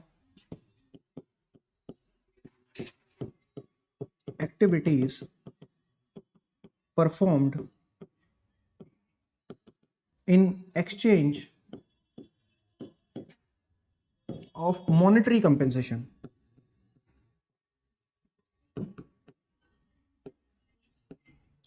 Right? Monetary compensation. So it's a kind of system, right, that we have generated. हमने एक चीज बनाई जिसका नाम है पैसा, जिसका नाम है मनी, और जिससे हम लोग कोई भी ह्यूमन एक्टिविटी परफॉर्म करा सकते हैं. इफ आई हैव मनी तो I can ask anybody to do some work for me, right, in terms of monetary consideration. मैं उसको पैसा दूंगा, वो मेरे लिए काम करेगा. ठीक है, same thing goes with me, कोई मुझे पैसा देगा, मैं काम करूंगा. So here the human activity is being performed in exchange of money. So it's a system that we have built, right? And this been done under a geographical area. एक देश है जिसका नाम इंडिया है. There is one country by the name India where there is one rupee, like one currency by the name rupee. So in the exchange of that rupee, people are working. As simple as that. Right? So it's a system under the geographical area which facilitates or play a role in the production, consumption and distribution of goods and services. Clear? Now here we are talking about application of theories plus principle. Right? Here we are talking about the application of theories and principle. Clear है? चलिए और example दूंगा आपको, don't worry, बिल्कुल पक्का करके भेजेंगे.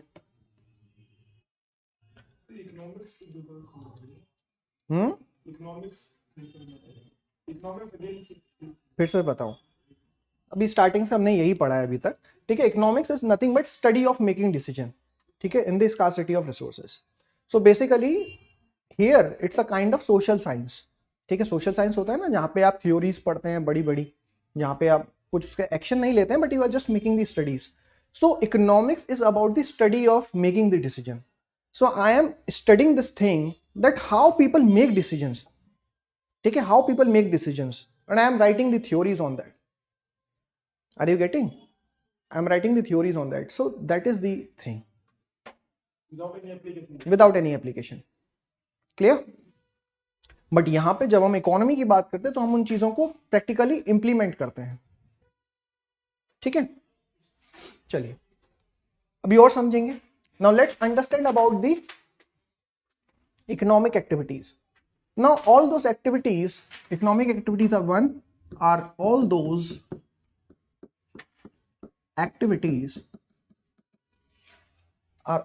activities which involved in production,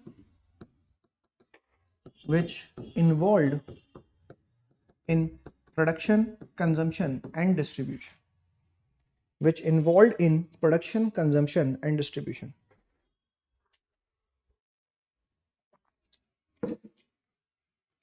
Now how to find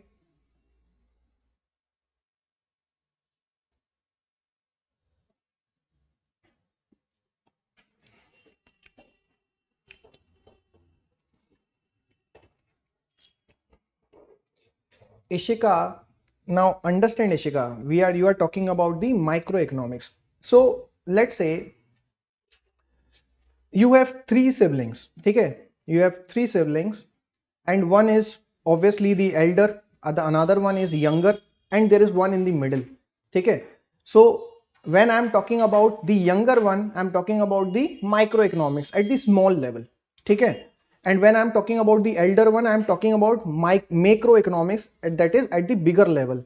And when there is something in the middle, ठीक है, there is something in the middle, then it is called mesoeconomics. Don't worry, there is nothing like, I would say ये बहुत ज़्यादा difficult नहीं है इसको समझना, and do not like delve deep into it. आपको इतना ज़्यादा घुसने की भी ज़रूरत नहीं है, because ये एक टर्म था जो कि आपके उसमें एनसीईआरटी में दे रखा है. That's why I just bring to your notice. Otherwise बाकी तो आपने देखा होगा कई सारे टीचर्स तो उसको डिस्कशन में भी नहीं लेकर आते हैं. So don't worry about that. Okay, there will not be any kind of question like that के मीजो इकोनॉमिक्स इसमें से क्या है ये बताइए, बिकॉज ये आपके सिलेबस का पार्ट नहीं है. Just that I have just introduced the term because it's been given in the NCERT. ठीक है. So economic activities are all those activities which are involved in the production, consumption and distribution, and how we are going to see that a particular activity is a economic or non-economic. So the first thing or the first principle to find that is the monetary consideration. Monetary consideration. That whether any monetary exchange involved or not. ठीक है. Suppose if I am doing this class, let's say for a money, clear? So there is a monetary consideration involved. So that would be called economic activity. But suppose if I am doing it for a free, right? And there is no monetary consideration involved, I am doing a charity or a donation. ठीक है. It's not an economic activity. It's just a charity. ठीक है. The next thing. Here the purpose is. Here the purpose is profit motive. Here the purpose is profit motive or utility maximization.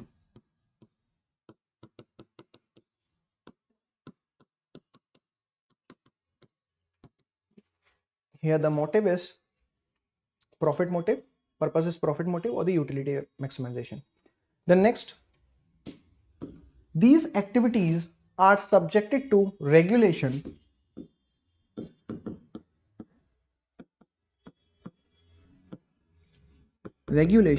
and taxation. ठीक है. Regulation and taxation. Clear? And these are the activities which involve rational use of resources. ठीक है. Which involve right rational use of resources. Now let's understand the previous term. तो previously we have talked about the economy, right? उसको अब एक और बार समझते हैं इसी की help से. So suppose I am taking two things. First one is the pharma company. You know about the pharma company ना, जिनकी आप दवाइयां खाते हैं, right? So at one hand we have pharma company, on the other hand we have drug trafficking. ठीक है. On the other hand we have drug trafficking. So pharma company, they are producing the drugs, right? They are producing the drugs, they are distributing the drugs by their brand name. ठीक है. कई सारे brand name है, रेनबैक्सी है, सिप्ला है, right, morphine है, सब कई सारे ब्रांड्स हैं. And also the people who want to consume और the doctor has recommended them, they are consuming it, right. Simple सी चीज है. So this production, consumption and distribution has been happening as per the rules and regulation, right. While on the other hand, if you look towards the drug trafficking, right, production, it is happening, right, it is happening. Then consumption, the people who are consuming it, they are doing it, right. Who is stopping them? They are doing it, right. There are rules, regulation, but yes, जिनको करना है वो कर रहे हैं. But does the distribution of these type of drugs is legal in India? No. Right, so distribution is not possible, and even to some extent the consumption is also been restricted. ठीक है. आप without prescription कोई drug consume नहीं कर सकते until unless आप नशे के लिए कर रहे हो. ठीक है. So even this is not happening.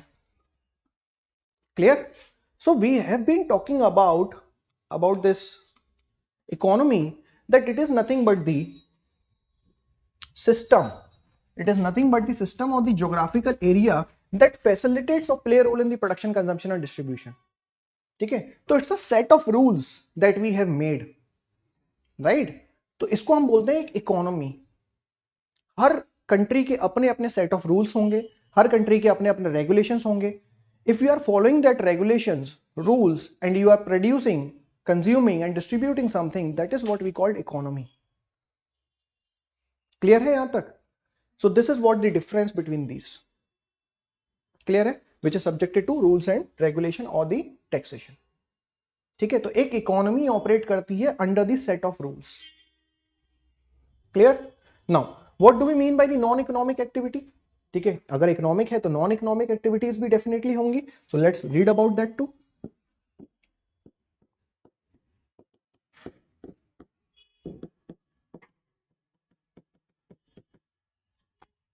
Non economic activities.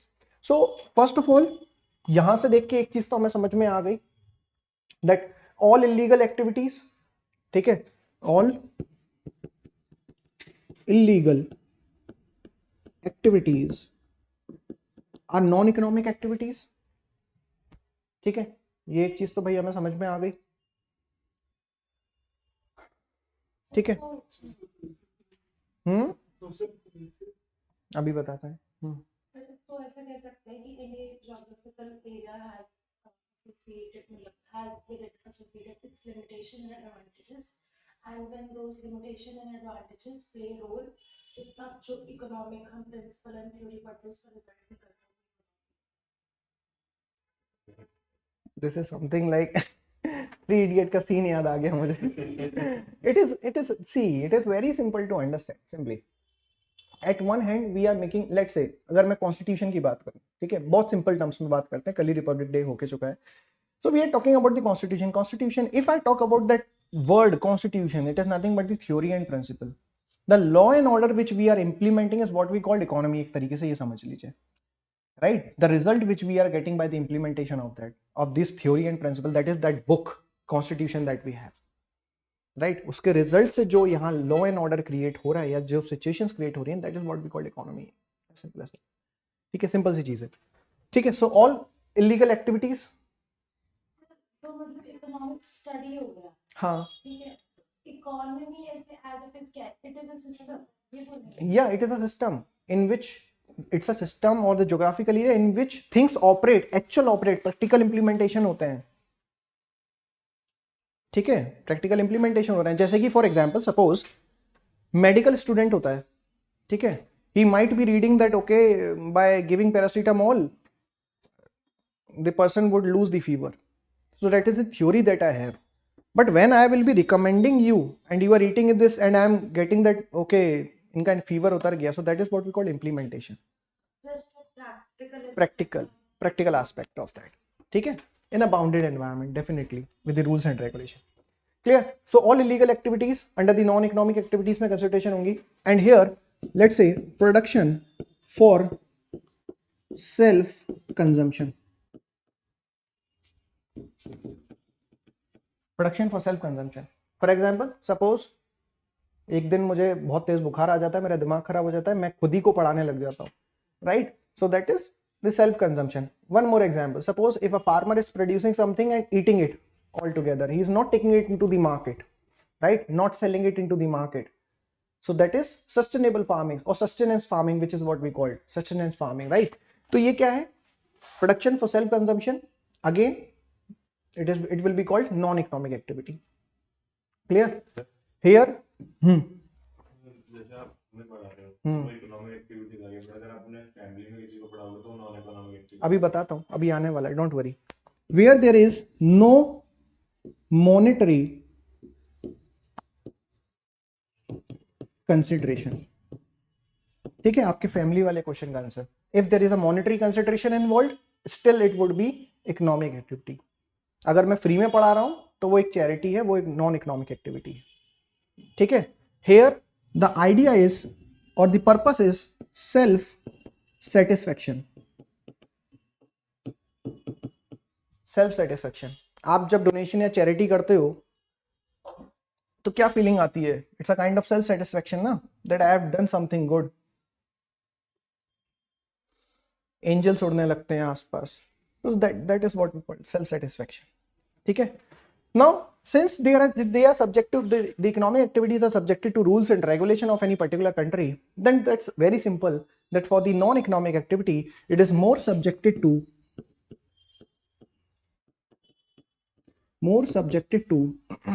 social norms and values. Right? It is more subjected to social norms and values.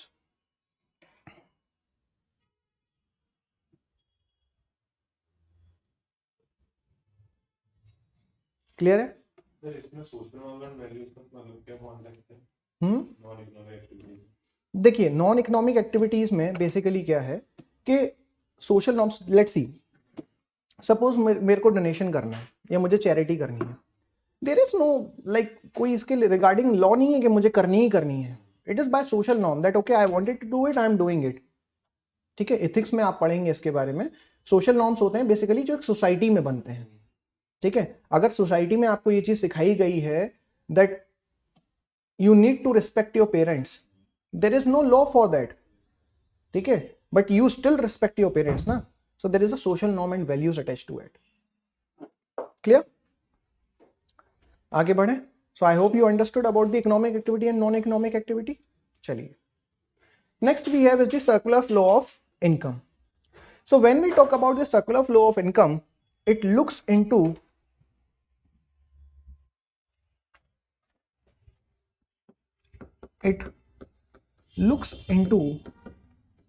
the interaction between the different economic agents. It looks into the interaction among the different economic agents. Clear? तो अलग अलग different economic agents हैं, उन सभी के बीच में कैसे interaction होगा, let's see. First we have is the household. Right? First we have is the households. Next we have is the firm. ठीक है, फर्म इंडस्ट्री आप कुछ भी बोल सकते हैं उसको. So let's see, we are talking about the firms. Right?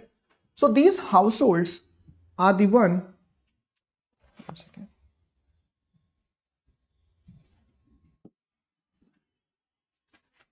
These households are the firm are the one who is going to provide the factors of production.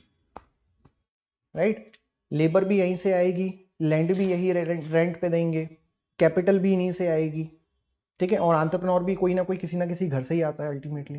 Clear? So they are going to provide the factors of production and in return these firms are going to provide them factors of income, or I would say factors of payment, you can say factors of production and factors of income. Now what do we mean by the factors of income? So we have talked about 4 factors: land, labor, capital and entrepreneur. So factors of income is nothing but the cost of acquiring these factors of production. So for the land you need to pay the rent. ठीक है, आपको land तभी तो मिलेगा जब आप rent पे करेंगे उसका. For labor, what you need to pay? Wages, as simple as that. For capital, interest you need to give. And for entrepreneur, it is the profit for which he is working. Right? So these are called factors of income. Clear? These are called factors of income. Clear? Now, so that is the first interaction. Then second interaction between these two is that now they are the one, like these firms are going to provide them the final goods and services. Final goods and services. Clear? तो ये industries या firms ही तो produce करेंगे goods and services. then only these household are the one who is going to consume, right? तभी तो ये consume करेंगे. Clear? And these household, in return to these final goods and services, they are going to provide them the consumption expenditure.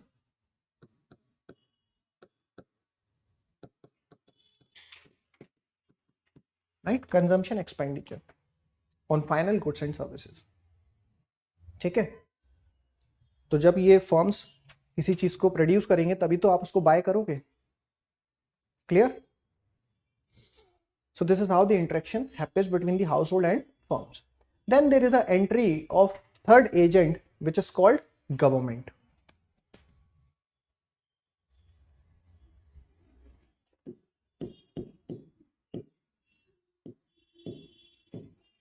Right? So here we have the government. Now government has its own way of interacting. First, they are going to collect the taxes from the household. Her individual को household पे करना मतलब taxes पे करने होते हैं. Then they are also going to collect the taxes from the firms in the form of corporate tax. As simple as that. ठीक है? In return, these government is going to provide the subsidies, if any, right? Subsidies, and also they are going to provide them payment for services. क्योंकि कुछ तो services ये house hold भी provide करते हैं government को. On that behalf they are going to get the money. ठीक है? For example, suppose if you became the IAS officer, you are coming from this household, right? And you are providing the services to the government, so government is going to pay for you, pay for your services, right? The next, if we talk about these firms, so again the government is going to provide the subsidies, if any, right? And also government is going to provide, like government is going to make certain purchases, purchase expenditure. ठीक है? तो कुछ तो government भी purchase करेगी जो ये forms produce करेंगे. कई सारी ऐसी चीजें होती हैं. क्लियर है? Any doubt in that? Online students, any doubt till now? Clear? तो अभी तक तो हमारे 3 इकोनॉमिक एजेंट्स आ चुके हैं. Then fourth economic agent we have is the banks, right? So here what these banks are going to do ultimately, that these banks, first of all, these household must be having certain savings. ठीक है? आपके पास अगर salary आती है तो आप थोड़ा बहुत तो कुछ तो सेव करोगी ultimately. So what they are going to do, these banks are going to mobilize these savings of the households. Right? They are going to mobilize the savings of the household. And in return, suppose these firms who are in the need of fund, they are the one who is going to make borrowing. अगर इनको loan चाहिए तो ये loan का पैसा कहां से आएगा? आप लोगों के पैसे से ही आएगा ultimately. Clear? And similarly, there are certain big firms who might be having certain savings. ठीक है? कुछ ऐसी बड़ी फर्म्स भी होंगी जिनके पास खुद की सेविंग्स भी होगी. And there must be certain household who must have taken certain loans, either for car or either for their education or anything else. ठीक है? So there must be certain borrowing. Right? So this is how the circular flow of incomes completes.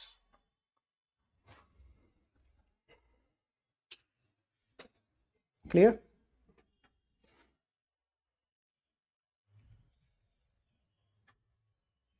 Clear है यहां तक?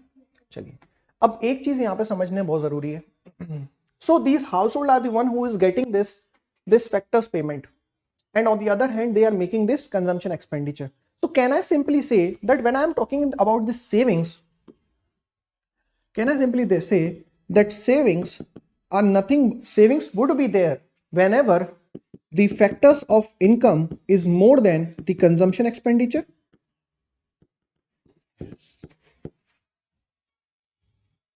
समझ आया? कुछ नहीं आया? ठीक है? फैक्टर्स ऑफ इनकम एक तरीके से समझ लीजिए आपकी सैलरी, और expenditure which you are making, खर्चे जो आप कर रहे हो.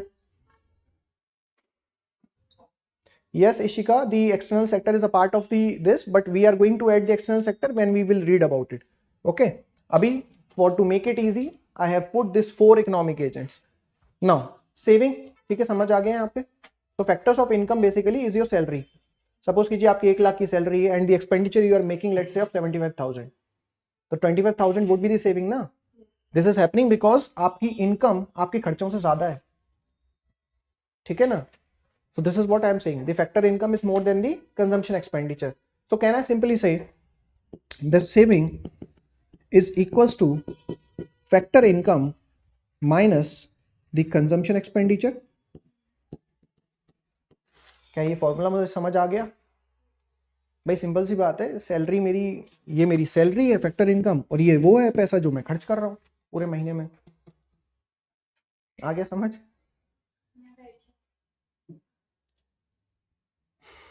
ठीक है, चलिए. So this is about the circular flow of income.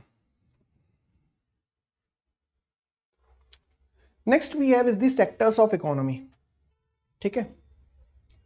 So these sectors of economy, this classification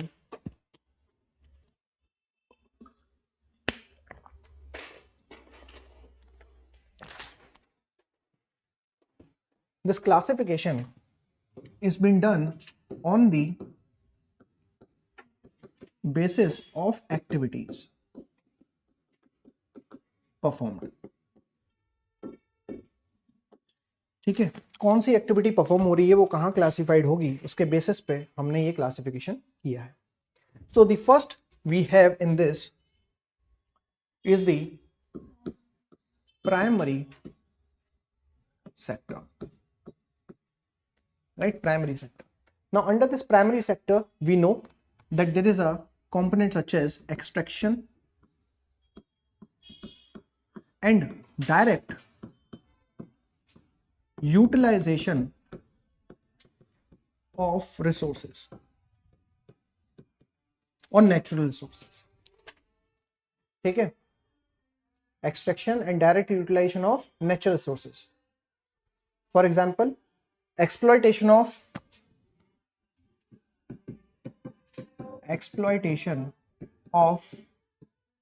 natural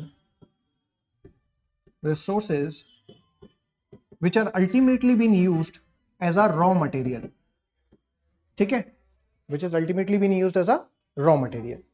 तो आप कोई भी रॉ मटेरियल जो आपको मिल रहा है वो सब क्या है, प्राइमरी सेक्टर में, जो कि डायरेक्टली एनवायरमेंट से लिया जा रहा है, नेचुरल रिसोर्सेज की तरह लिया जा रहा है. ठीक है. And the activities here, the activities involved here are,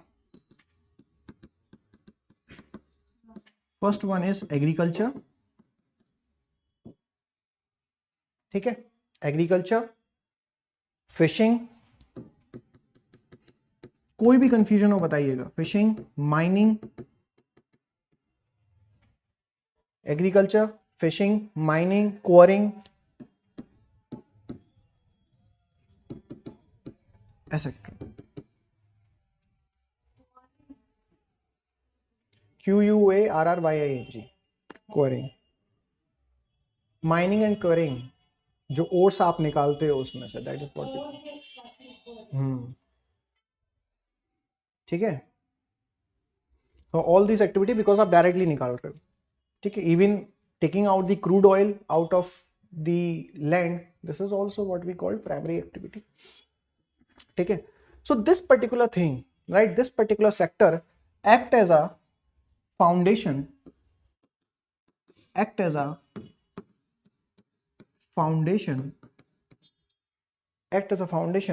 of all other sectors.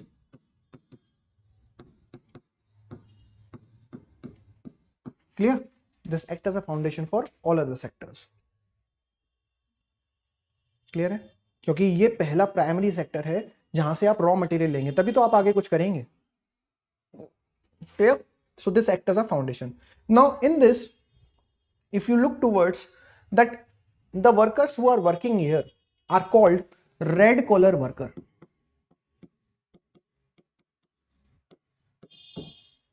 जो भी लोग इस पर्टिकुलर सेक्टर में काम करते हैं उनको हम बोलते हैं रेड कॉलर वर्कर. ठीक है, चलिए. Next we have is the secondary sector.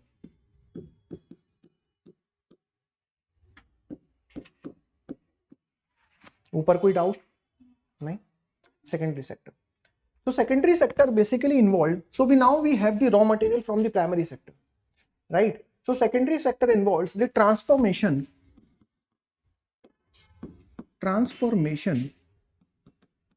of raw material, right, into manufactured goods. Transformation of raw material into manufactured goods, and this is going to be happen through a value addition, right? Let's take one example. Suppose we have harvested wheat here. गेहूं आपको मिल गया wheat, and now you are transforming it into biscuit or let's say bread. So you are making the value addition into that. You are transforming it, right? So that transformation would be under this secondary sector because you are making it a manufactured good. आपको बनाना पड़ा वो खुद से, and you have to make value addition. ठीक है, आपको bake करना पड़ेगा. So that is the value addition that you are making. First you need to grind it, then you have to bake it. Clear? So all this value addition you have made, then only you came with a manufactured good, that is biscuit or this, let's say, bread. Clear? So that is idea we have about this secondary sector. Now activities, if you look towards the activities, now here activities involved, first of all, the manufacturing itself, right? Manufacturing itself. The next we have is the construction working, right? That will also be under this secondary sector, and also providing the utility services, providing utilities, that will also came under this. For example, providing energy or gas connection, providing energy or gas connection, even telecom connection, right? That would go into that, to households basically. So all these activities would go under this secondary sector. ठीक है? Transportation भी इसमें नहीं है. नहीं, transportation is a different kind of service. ठीक है, utility service सिर्फ आती है इसमें. Clear? Then all the people who are working here, are called blue collar worker. ठीक है, जो भी लोग यहाँ पे काम करते हैं, जो भी लेबर का सेक्शन यहाँ पे काम करता है, उनको हम बोलते हैं blue collar worker. Clear? Then at last we have tertiary sector. We have tertiary sector, which involves basically the service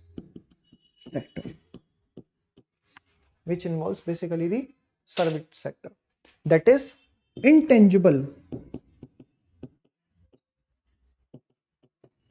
aspect of services, right? Intangible aspect of services.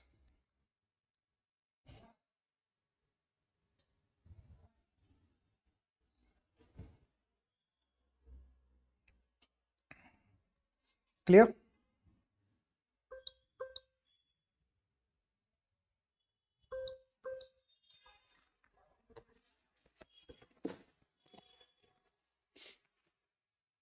Or you can also write down intangible aspect of offering services. ठीक है, ऐसी services जो offer की जा रही हैं but they are intangible in nature. Clear? Now here the activities involved, here the activities involved such as activity support and facilitation, activities support and facilitation, activity support and facilitation, or rather facilitation की जगह facilitates लीजिए इसको, activity supports and facilitates the primary and secondary sector. the development of primary and secondary sector. ठीक है,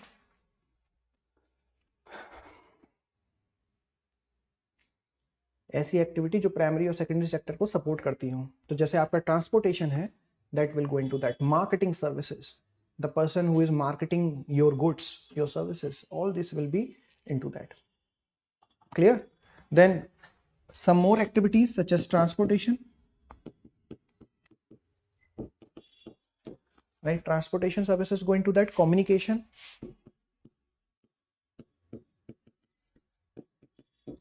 trade, etc. Telecom भी That is utility service. जैसे कि आपके यहाँ पे कोई तो कनेक्शन लगाने आया होगा ना, तभी तो आपको मिल रही है. आई एम सेइंग इंटेंजिबल, यहाँ पे मैं लिख देता हूँ, it is intangible aspect of offering services, right? Intangible aspect of offering services. एक क्वेश्चन है, हम्म जो हम ब्रिक्स बनाते हैं हम्म वो सेकेंडरी सेक्टर, बिल्कुल और घर बना रहे हैं वो भी सेकेंडरी. बिल्कुल. हम्म अगर हम प्रॉपर्टी बेचते हैं वो टर्शरी सेक्टर. ठीक है, चलिए. So all the people who are working here would be called white collar worker. Classification है रेड ब्लू एंड व्हाइट. कुछ नहीं, बस ऐसे ही नाम डाल दिया है. So suppose if a person is saying that I am a blue collar worker, that means he is working in any manufacturing company. That's it. इतना सही बस इसका लॉजिक है और कुछ नहीं. ठीक है. And that is the also the ideology behind the socialist और कम्युनिस्ट. आपने देखा ना कम्युनिस्ट के झंडे लाल क्यों होते हैं? Because they are focusing on the primary, the agriculture sector. ठीक है. Next, so under this tertiary there is two more sector that we have.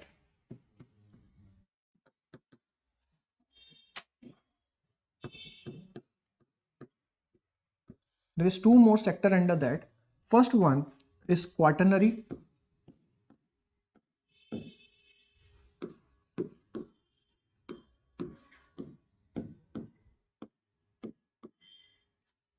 And second one is quinary. Right? Quaternary and quinary. Communication, basically the telecom connection. One second. Let me just remove this confusion. Providing energy, gas, telecom connections. While communication services, let's say the telecom services which is providing to you is a part of the tertiary sector. Connecting or connection provide karna, that is a different aspect of the services. So it is intangible aspect of offering services, right? So there is nothing like nobody is like coming to you and saying that sir you have a call, right? It's an intangible aspect of offering service. You are just paying or you are getting the service. While if you want to take a connection, you first purchase the SIM, right? आप SIM खरीदोगे ना, so that is the manufacturing aspect of it. Clear? Now quaternary. Now under this quaternary, it is the intellectual aspect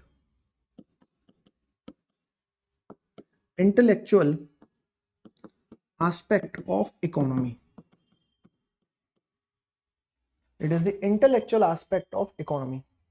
Okay, for example, R&D, that is research and development, done to produce, let's say, medicine, done to produce medicines, right? That research and development part, intellectual aspect, will go into this quaternary. Okay, another example.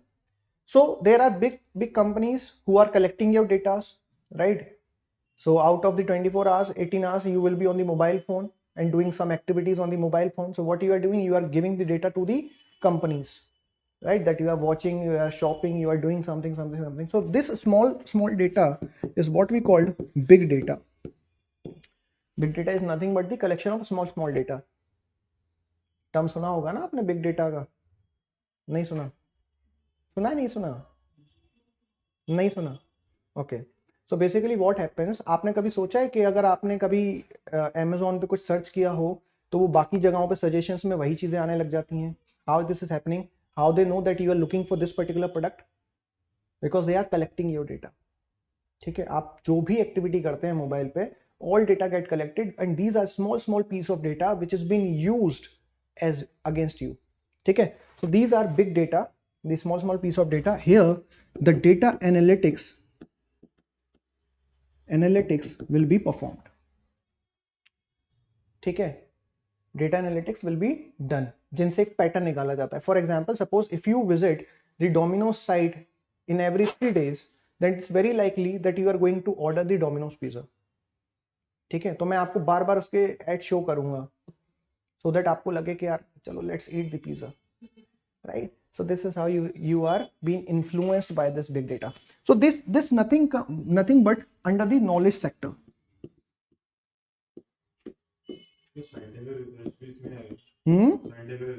नहीं, वो मैं बताऊंगा अभी, रुकिए. ठीक है, वैसे research करना, ठीक है, रिसर्च करना is a different thing, but a person who is doing is a different thing. ठीक है, now quinary is the top level decision making. Top level decision making. ठीक है, the top level decision making professionals. Example, research scientist. ठीक है, जो research कर रहा है, जो scientist, that will go under the, उसकी सर्विसेज जाएंगी क्वीनरी में.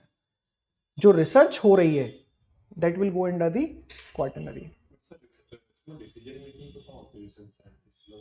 अच्छा, सी let's say I am saying that there are 3 laws of motion, या समझिए लॉ ऑफ ग्रेविटी है. ठीक है, तो ये एक रिसर्च हुई, लेट्स से न्यूटन ने रिसर्च करी, और रिसर्च करने के बाद उसने बोला that yes, that there is one law and I can say that. ठीक है, so there is a decision making involved in that. ठीक है, क्योंकि उसने ये चीजें सिद्ध करके आपको बताई, that's why it is called principle. Otherwise it not be a principle, right, if there is no decision making involved. Clear? So research scientists will go into that, even government officials or senior bureaucrats. So when you became the bureaucrat and you are making the policies, you will go work under this particular queenary sector. Clear?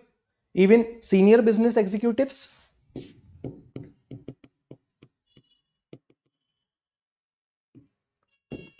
Executives such as CEOs, CEOs. So all these person will go under this queenary sector.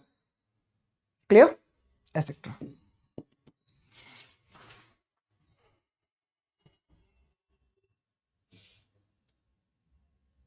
Clear? आगे बढ़े, चलिए. Next we have is the structural transformation. Now basically with the structural transformation we mean the share of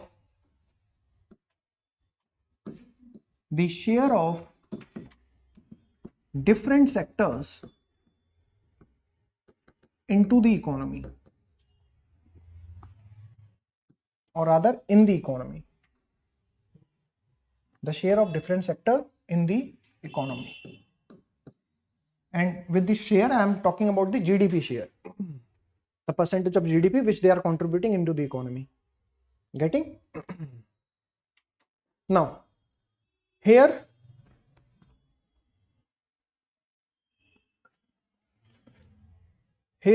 we have 3 sectors, this we know.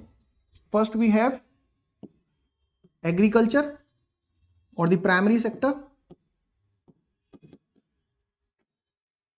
right? First we have agriculture or the primary sector. Second we have industries, right, or the secondary sector where the manufacturing has been performed. And the third one we have is the service sector, right? So these were the 3 sectors that we have. Now if you look towards any country around this world, right, whenever any country develops, ठीक है, कोई भी country जब develop होता है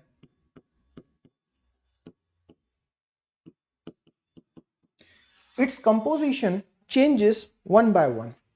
ठीक है, its composition changes one by one. So in the usual case, what happens that first there will be first shift involved here, that would be called first shift, right, where at the start a particular country would be agriculture economy, where the percentage of share, or I would say the GDP share would be more than 50%. ठीक है, then we will call it a agriculture economy. ठीक है, तो यहां पे आपका GDP share जो agriculture का होगा वो ग्रेटर देन 50% था किसी भी कंट्री का. even us India, soon after the independence, the GDP contribution of agriculture is more than 50%. So we were agrarian economy or agriculture economy. ठीक है, then as the country develops, it will make first shift from here to there. ठीक है,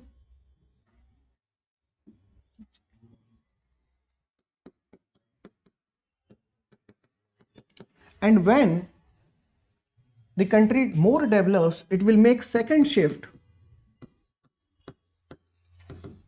It will make second shift from industry to service sector.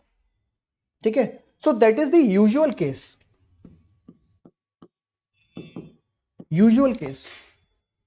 Right? And if you look towards even the people who are working here, so whenever any economy where which is called agrarian economy, here the productivity would be very low. But once it develops, it start developing, right, it moves towards the service sector, you will find that the productivity here increases. ठीक है, जैसा जैसे कोई country develop होगा तो आपकी productivity increase होगी. Initially आप एग्रीकल्चर में थे जहां पे आपकी प्रोडक्टिविटी कम थी, बट आप सर्विस सेक्टर में जहां पे प्रोडक्टिविटी बहुत ज्यादा है. Getting?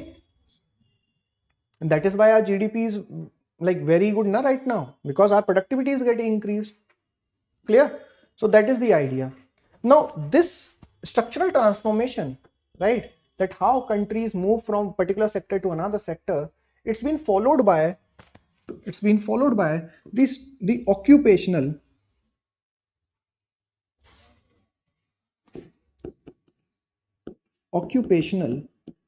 transformation. That means whenever a particular economy is an agrarian economy, more people would be working here, more working age population would be involved in this activity in the agriculture, right? Then they move from agriculture to industries, and then they go to the service sector. Because the idea here is that the people who are initially working here in the agriculture sector, they are unskilled labor. Getting? अगर किसान को किसानी के अलावा कुछ और आता तो फिर वो और चीज करता. Getting ना? So that is the idea. So they are unskilled labor. Then when you move from agriculture to industrial economy, here the people who are working here are called semi-skilled workers. Semi-skilled workers, right? And then people move to the service sector, they are skilled workers, right? They are skilled workers. Clear? So that is the idea that any country, if you look towards any country, basically ये west का वो है influence है यहाँ पे, तो if you look towards any western country, they were first agriculture economy, they have agrarian economy, then they move towards industrial economy, and then they move towards service economy. But what India has done, India has a unique case that India has directly shift from or jumps from agriculture to service sector, bypassing the industrial sector. That simply means that soon after the independence, we have never achieved the contribution of industries more than 50%. We have never had that. That means after the independence, we have never been an industrial nation. That this is what it is referring to. Clear? कि हम लोग independence के बाद से कभी भी industrial nation नहीं बने, कभी भी इसका कंट्रीब्यूशन 50% से ऊपर नहीं गया है, इवन 50% भी नहीं गया है. into the GDP, and that I'm going to show you. Don't worry about that. Okay, so I hope you have made this. आगे बढ़े. Now just look at this chart. So these three charts, the purple is about this agriculture, this pinkish is about industry, and this yellow is about the service. Just look at the contribution. So soon after the independence, we were agrarian economy, and then here this industry sector has never achieved more than 50% or even the 50%. The service sector has achieved the more than 50%. So we have made direct jump from agriculture to service sector. Clear? Now write down 2 points on that.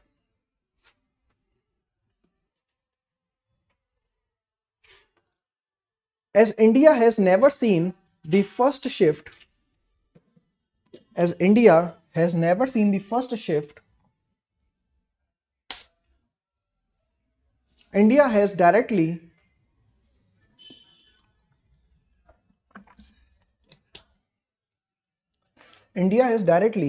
jumped from agriculture to service sector.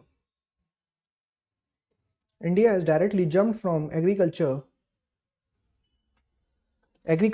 to service sector. Online students, have you understood this? Next point.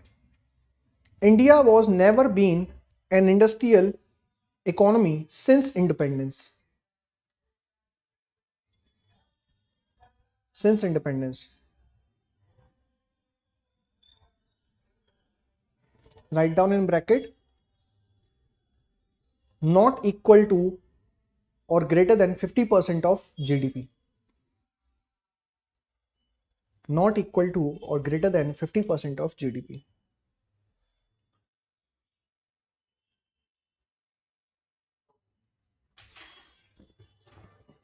Clear? Now, what are the reasons behind it that we have made direct jump from this agriculture to service sector? So let's discuss about that too. First, let's discuss from the industrial perspective.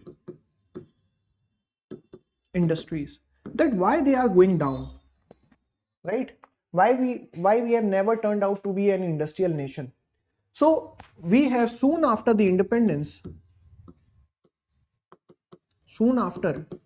independence, our policies were very much influenced by the 4 decades of policies of British legacy.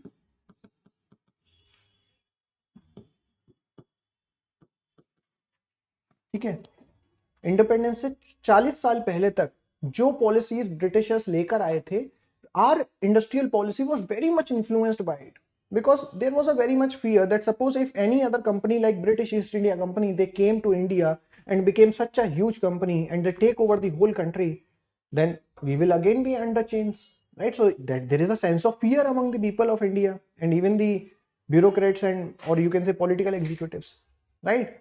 So this colonial legacy was there related to the industries, and that's why you will see that there is a very much license Raj, right? That means to start any particular company, you need to first take the license from the government, that whether I should start it or not. Clear? So that was the condition. So this hampers the creation of industries in India. Clear? Then also this leads to, since there was not much industries, this leads to the inefficiencies. It leads to inefficiencies. Plus, there was no competition. Before 1991, there is only one company which is manufacturing the cars. The name is Ambassador. ठीक है, एक ही car बन रही थी, एक ही company थी जो car बनाती थी. And there was such a condition that you need to wait for at least 3 years to take one car. मतलब आज आप खरीदना चाहते हो तो आपको 3 साल वेट करना पड़ेगा, because there is no competition, inefficiencies was there, and it is costing you so much. Even today also, अब तो खैर नॉर्मल पब्लिक नहीं खरीद सकती उस कार को, लेकिन still there is a too much cost of making that car because there is inefficiencies in there, right? This leads to the poor technological strategies. Poor technological strategies. Clear? Plus there is one act, MRTP, Monopolies Restrictive Trade Practice Act, MRTP Act. This controls the production. This controls the production. That suppose I am manufacturing this pen, right? So I have taken the license of manufacturing this pen to make one industry. But under this act, it is the government who's going to decide that how much pen I can produce in a single year. That was the condition. That government is going to decide that. That okay, you can produce only 1,000 pieces of that particular pen. So that is the condition under this MRTP Act. Clear? And due to which many of the companies remain of small size. They could not able to achieve the economies of scale. Now, if some of you might be confused with the term economies of scale, let's understand that. Suppose I am manufacturing this pen. Let's say 100 units I am manufacturing. ठीक है? मेरी एक fixed cost होगी. There must be certain labor who is working. There is a machine also, right? There is raw material cost, bringing that raw material and everything, right? So all these cost are the fixed cost जो कि मुझे देनी है. ठीक है? Industries का अगर suppose कीजिए I have taken the rent, land on rent, right? So I have to pay the rent. So there is a fixed cost incurred on me.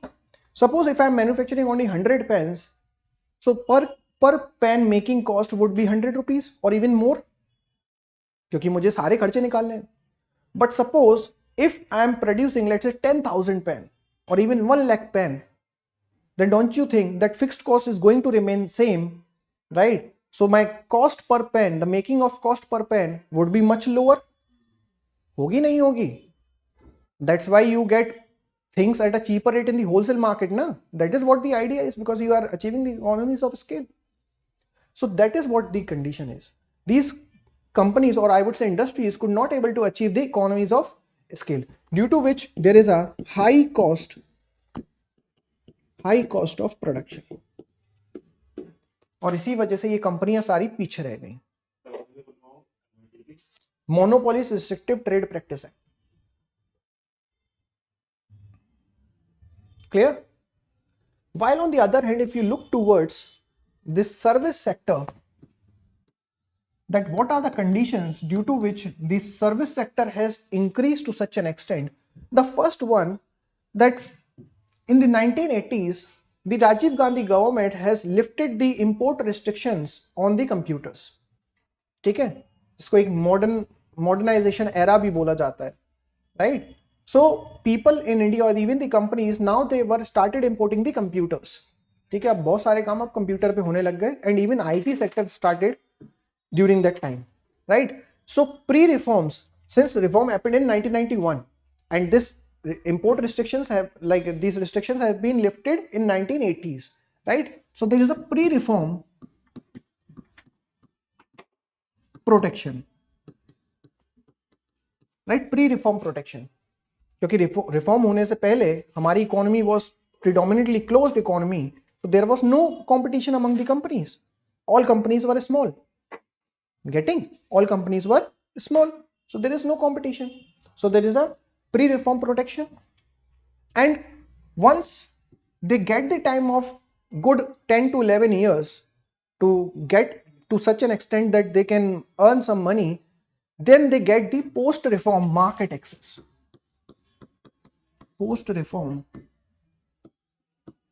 market access.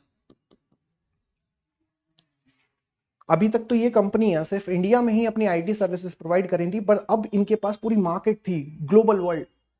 They can provide services to US, they can provide services to UK, all other countries, right? So they get the market access. Reform protection मतलब ये ना कि मतलब पहले वो limited companies थी, तो we have the closed economy. We have the closed economy. So there was no competition from the big MNCs outside the India. और वो सर्विस, ये सारे लोग सर्विसेज तो सिर्फ इंडिया में प्रोवाइड कर रहे थे. Clear? But soon after the when this restrictions got lifted in 1991, so they got the market access. cheap labor थी हमारे पास, ठीक है, प्रोफिशिएंसी हमने अचीव कर ली, clear. So this happens because of globalization. So globalization is one of the factor of this, our increase in the service sector. Even the ICT revolution, information and communication technology revolution, जिस तरीके से ये revolution आया, this has helped us a lot. And also we are having the skill, right, we are having the skill manpower जितनी at least required थी, and especially in the English proficiency, क्योंकि India से ज्यादा English किसी और देश में नहीं घिसी जाती है, right. So that is the reason that we have all these things which contributed a lot in the development of this service sector. Clear? Information and communication technology. Now write down few points on that. नीचे एक छोटा सा वो लिख लीजिए.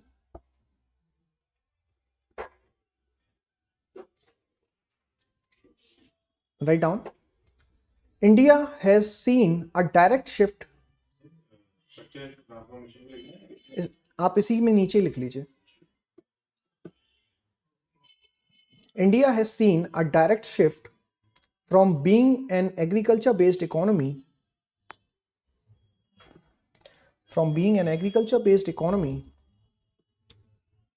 to service-based economy.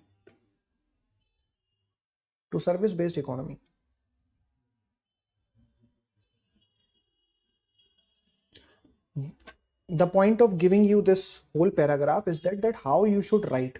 ठीक है, ये तो मैंने आपको इस तरीके से पॉइंट्स में समझा दिया, but how you should write a paragraph. This is why I am just giving you this paragraph. Write down in this, मतलब आगे लिख लीजिए. As after independence, the policies adopted by GOI means Government of India. As after independence, the policies adopted by the GOI made India a closed economy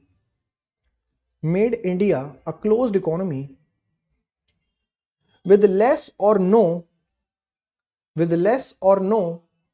interaction with the outside world. Full stop. This led to poor competition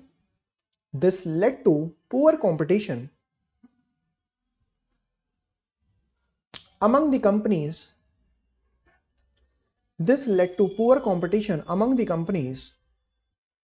And also higher control of government.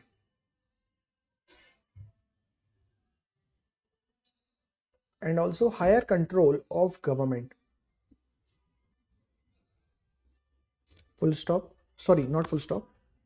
Through policies such as, write down further, through policies such as License Raj and acts such as MRTP Act. License Raj, this License Raj, and acts such as MRTP Act, this one. Full stop. Write down further. This in turn leads to poor technological growth and high cost of production.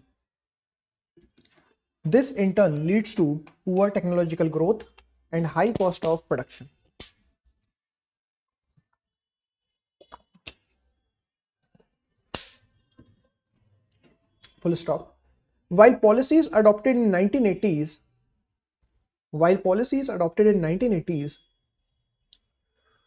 such as import of computer,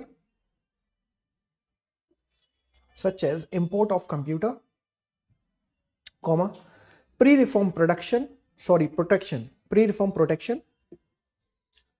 and post-reform market access.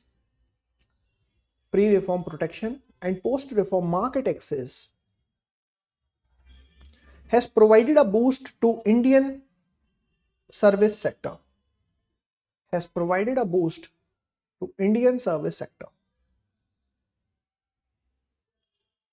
Full stop. This has changed. This has changed India's structural composition. This has changed India's structural composition from agriculture to service-based economy. From agriculture to service-based economy.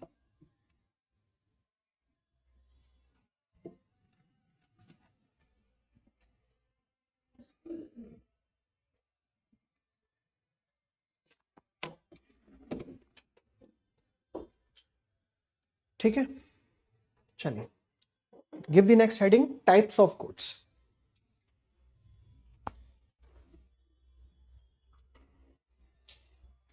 Types of goods. Now there are two types of goods. First one is the public good and the other one is the private good, and we are also going to see some more types of goods.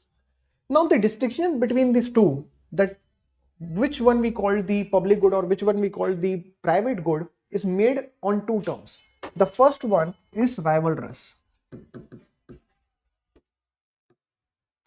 Rivalrous. Rivalrous means that whether my consumption is affecting your consumption or not. For example, suppose we have 5 pens, right? But there are 6 students and I have taken one pen. That means that now there is a less quantity of pen which should be used by you, right? So it is affecting your consumption, that any one of you would not might get the pen. Okay? So that is called rivalrous, that my consumption is affecting your consumption. So if there is a limited quantity of any goods or services, there will be rivalrous in nature. Okay? For example, suppose there is a luxury hotel room, right? Is it rivalrous? Yes, because there is only few hotel rooms are there, right? And if I occupy one, then there is a less chance that you get it. Clear? So that is rivalrous in nature. Next one we have is the excludability or excludable. That whether a particular section of the community is excluded or not, right? That simply say excludability reason could be any, right? Let's understand that. That suppose if a particular commodity is excludable, yes. Rivalrous, yes, right? That suppose if it is rivalrous also, yes. Excludable also, yes. Then that particular good would be called private good.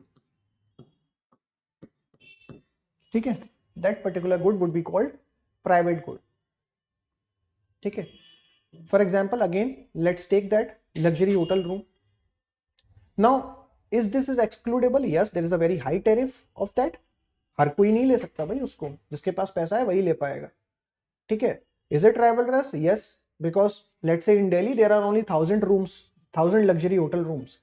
ठीक है? If I take one, then only 999 is left. ठीक है? So it is rivalrous in nature. So that is one of the example of any rivalrous good. Clear? Let's say if I am saying Parle Ji ले लीजिए. Is it excludable? Yes, because there is a certain cost associated with it. Let's say 10 rupees. If you have 10 rupees, then only you can buy it. Otherwise, you could not getting. And suppose if I consume it, is it rivalrous? Yes, because only a certain quantity of Parle Ji biscuit has been made. But now, if I consumed one, then there is a less chance that you might have get it. Clear? So that is called private good. Next, suppose if a particular good is not a rivalrous, sorry, not excludable, right? And even it is not rivalrous. ठीक है? ऐसे good जो कि ना ही rivalrous है ना ही excludable है. These particular goods are called public goods. Public goods. That means those goods in which my consumption is not affecting your consumption, and also nobody is excluded. कोई भी उसको यूज कर सकता है. For example, let's take one example. Street lamp. एक street lamp है बाहर, वो लाइट दे रहा है सबको, मतलब it is giving us the light. So suppose if I walk nearby it and if I am using that lamp, So does that affect your consumption? No, आप भी यूज कर सकते हो, कोई भी यूज कर सकता है. Anybody excluded? No, कोई भी कर सकता है. Clear?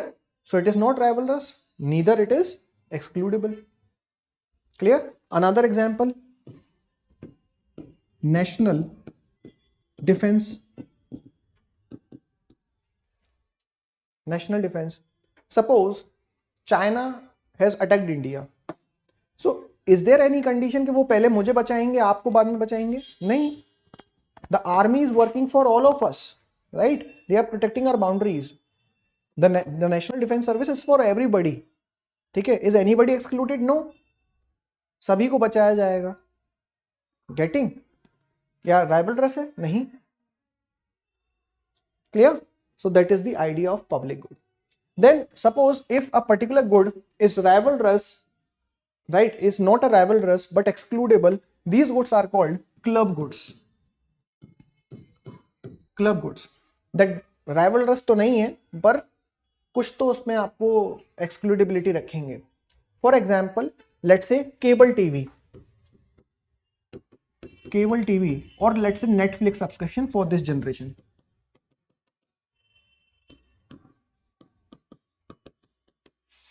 अगर मैंने नेटफ्लिक्स का सब्सक्रिप्शन लिया हुआ है तो क्या आपको अफेक्ट करेगा ये चीज? नहीं, आप भी ले सकते हो भाई, right? Anybody can take it. But is there excludability? Yes, I have to pay 199 per month. Clear? So only those people who have 199 rupees, they can only take it. If you doesn't have 199 rupees, then you couldn't. Same with the cable TV. ठीक है ना? Then if a particular good is not excludable but it is rivalrous, ठीक है, it is not excludable, ऐसा नहीं है कोई भी उसको यूज कर सकता है, but it is rivalrous in nature. So these, अभी बताता हूँ, एक सेकंड रुकिए. ठीक है, तो these type of goods are called common goods, right? These goods are called common goods. For example, fishes in the ocean. Getting? Is it excludable? No, कोई भी कर सकता है. ओशियन में जाके आप फिशिंग कीजिए, मैं फिशिंग करूं, कोई भी कर सकता है. It is open for everybody. But is it rivalrous? Yes, because there is only a certain number of fishes we have under the ocean. If I consume one, it will affect your consumption. Clear है? Now, what is your question? No. There is a clear distinction among these all. ठीक है, तो ये समझ आ गया आपको? कोई doubt अब तक इसमें नहीं है? चलिए, very good. Now if you look towards the private goods, these private goods can be provided by online students. Any doubt till now in this? Right, so it can be provided by government, private players, right, private companies or private players, and even the NGOs. ठीक है, कोई भी इसको provide कर सकता है. This is as simple as that. Clear? But if you look towards this public good, the private sector generally that does not got involved. Generally don't involved. Right? Generally private sector public goods provide नहीं करता है. Because here there is a issue of free riders. Because there is a issue of free riders. क्योंकि अगर कोई भी चीज free में provide की जाएगी तो हर कोई मांगने चला आएगा उसको, और इतनी बैंडविड्थ प्राइवेट सेक्टर्स की नहीं होती. ठीक है, because private companies work on the profit motives, right? They have to generate revenue, and if they give something for free, how they could generate revenue? Clear? So that is the idea in that. Private good का कोई example जो government provide करती है? Private good का example जो government provide करती हो, there are many भाई, there are many. Let's say toll collection. ठीक है, अगर आप कोई हाईवे यूज कर रहे हो, इट टोल कलेक्शन है. Is it rivalries? Yes, because अगर मैं रोड पे हूं तो आपके लिए स्पेस कम है. बट सर वो तो क्लब गुड हो गया. क्यों? सर क्योंकि उसे मैं यूज कर रहा हूं, बट कोई भी यूज कर सकता है. बट वो बिल पे कर रहा हूँ तो तभी यूज कर सकता लेकिन क्या वो क्लब गुड तब होता है जब वो राइवलरस नहीं होता भाई. सपोज कीजिए that a particular road has the capacity of having 100 vehicles at a time, and if one of the vehicle is mine vehicle, तो वो राइवलरस हुआ नहीं हुआ? हुआ ना. यहाँ पे तो नहीं होना चाहिए rivalrous, but it is rivalrous. Clear. Government as a service उसको प्रोवाइड नहीं कर रही है खुद से. ठीक है, बहुत सारी चीजें हैं गवर्नमेंट नहीं दे रही है, गवर्नमेंट कंपनीज दे रही है, that is a different entity. ठीक है, तो वो उस तरीके से ले रहे हैं हम लोग. PDF system is a free of cost. वहां तो वो फ्री कहाँ चार्ज करते हैं आपसे, और 1-2 रुपया चार्ज कर रहे हैं तो आप उसको ले सकते हैं otherwise, but it's all together different thing. ठीक है, और any doubt in that? Right. So I hope you understood that there is a problem of free rider. That's why private companies generally doesn't provide the public goods. Clear? Chaliye. Let's see next type of goods that we have is the merit and demerit goods. ठीक है. Now merit good, if we talk about,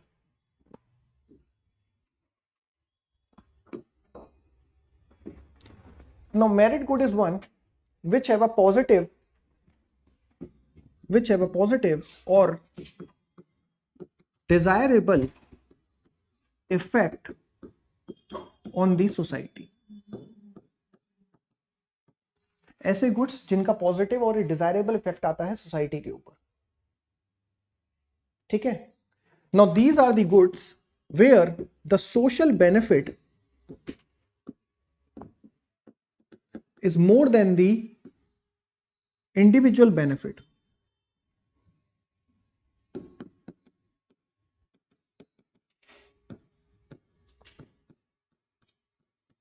Right? Those goods whose social benefit, goods or services जिनका social benefit ज्यादा है as compared to individual benefit. So what is involved under this merit good? Let's say health services, education, public transport,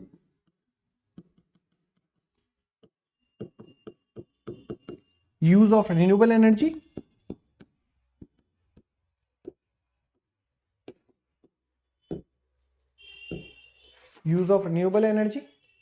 So all these are part of this merit good. Let me give you understanding of this.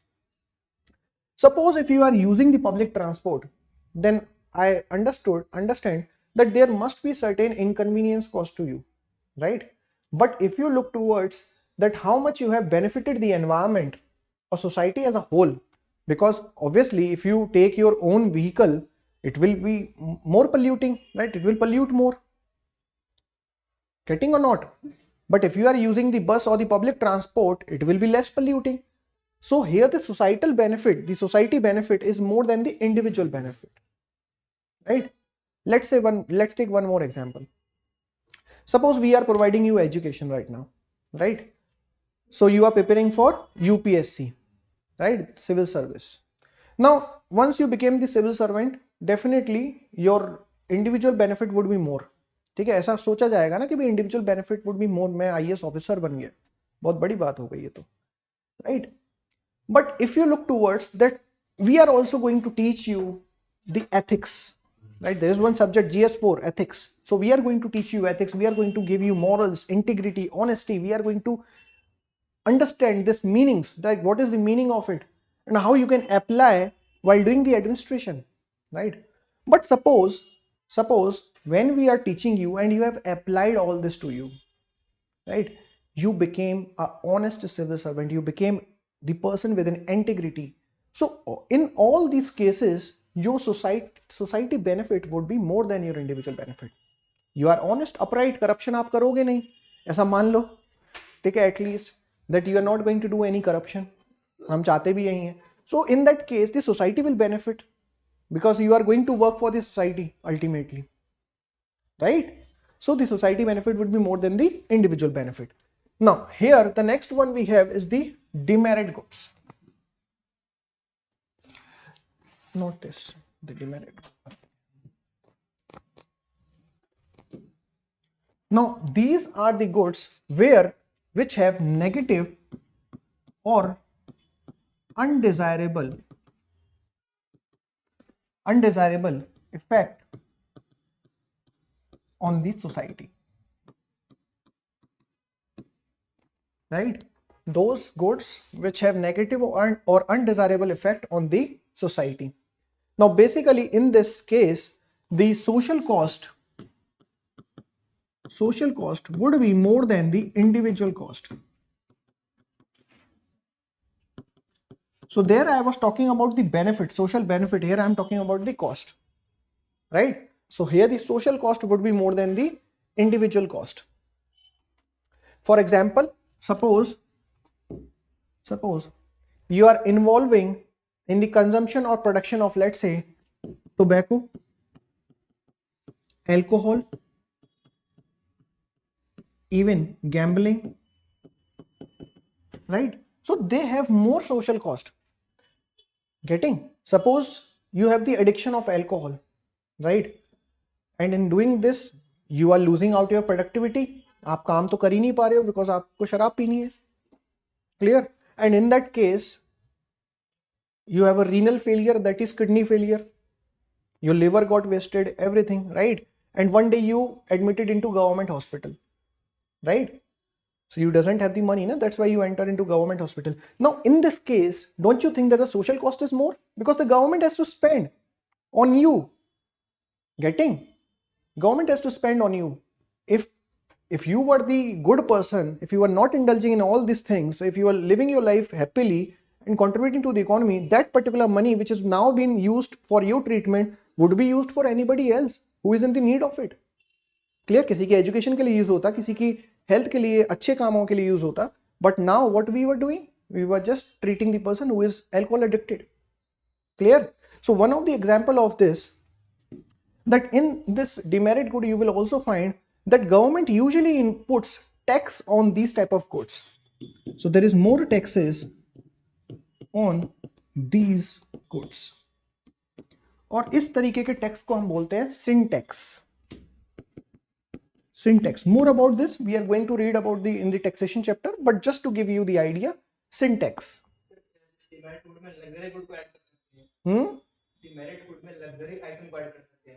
हाँ, luxury, see, luxury item, but at what cost? ठीक है ना, at what cost it's being generated, that's matter. जैसे वो leather products होते हैं. हाँ, definitely, right? There are many big companies who is been accused of killing the animals for their skin and making the bags out of it, and they are selling it at 50 lakh 1 crore rupees to such an high extent or such prices. So definitely the social cost is more than the individual. Clear? So that is about merit and demerit goods. The next type of goods we have is the consumer and capital goods.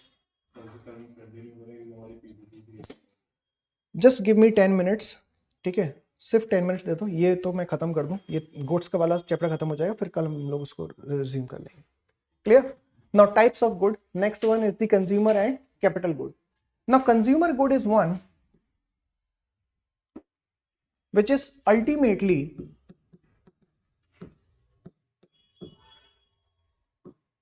get consumed,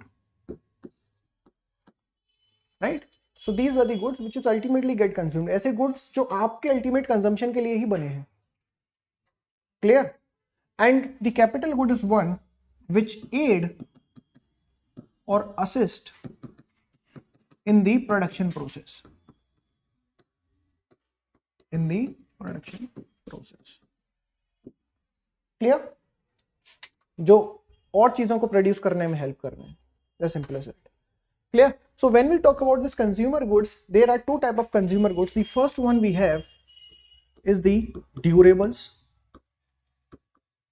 The first one we have is the durables. Now durables are those who have longer life, right? So here they have longer life, which is usually more than 3 years, right? ऐसी चीजें जिनको आप 3 साल से at least ज्यादा use करेंगे. ठीक है? So these goods are called consumer goods. One of the example is their mobile phone. ठीक है? आप ऐसा तो नहीं है कि हर साल मोबाइल फोन चेंज करेंगे ना. एक थिंकिंग तो यही है ना कि at least you are going to use it for 3 years. So it's a durable good. Or let's say furniture which you are using in your house, You are not going to change the furniture each year, na? At least you are going to use it for 5 years, 6 years. So these are called consumer, durable consumer goods, right? Example, please write down furniture, automobiles, etc. Clear? Then second one is the non-durable consumer goods. Now they are the goods which are consumed immediately.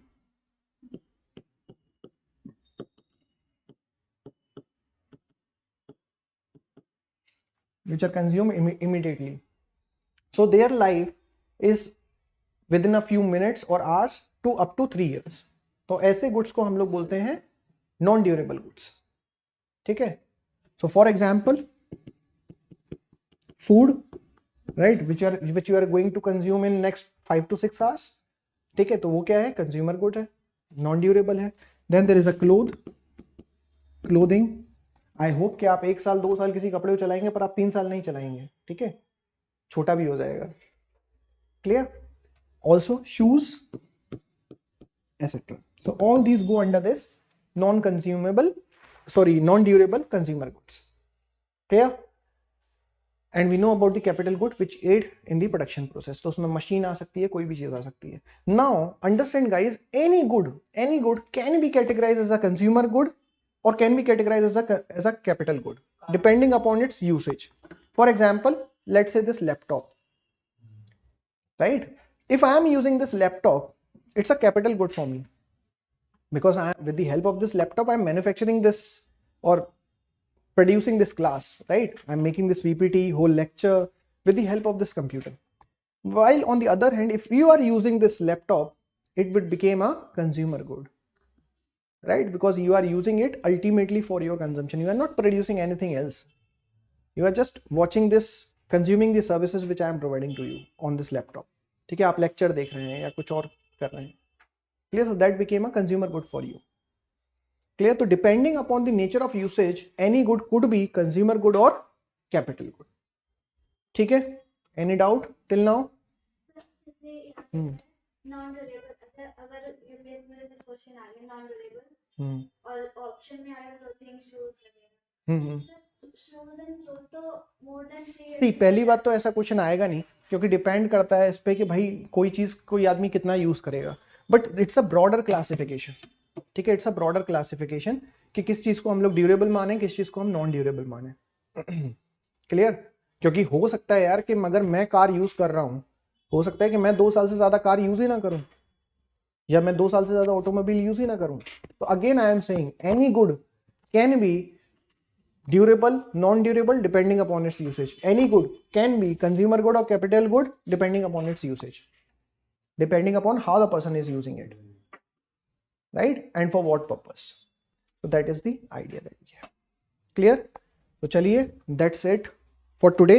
In the next class we are going to continue some of the topics which were left, and also we are going to see the new topic, that is national income accounting. Clear? Thank you.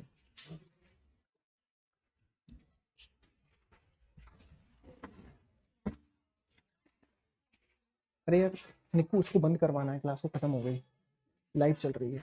बंद करती हूँ.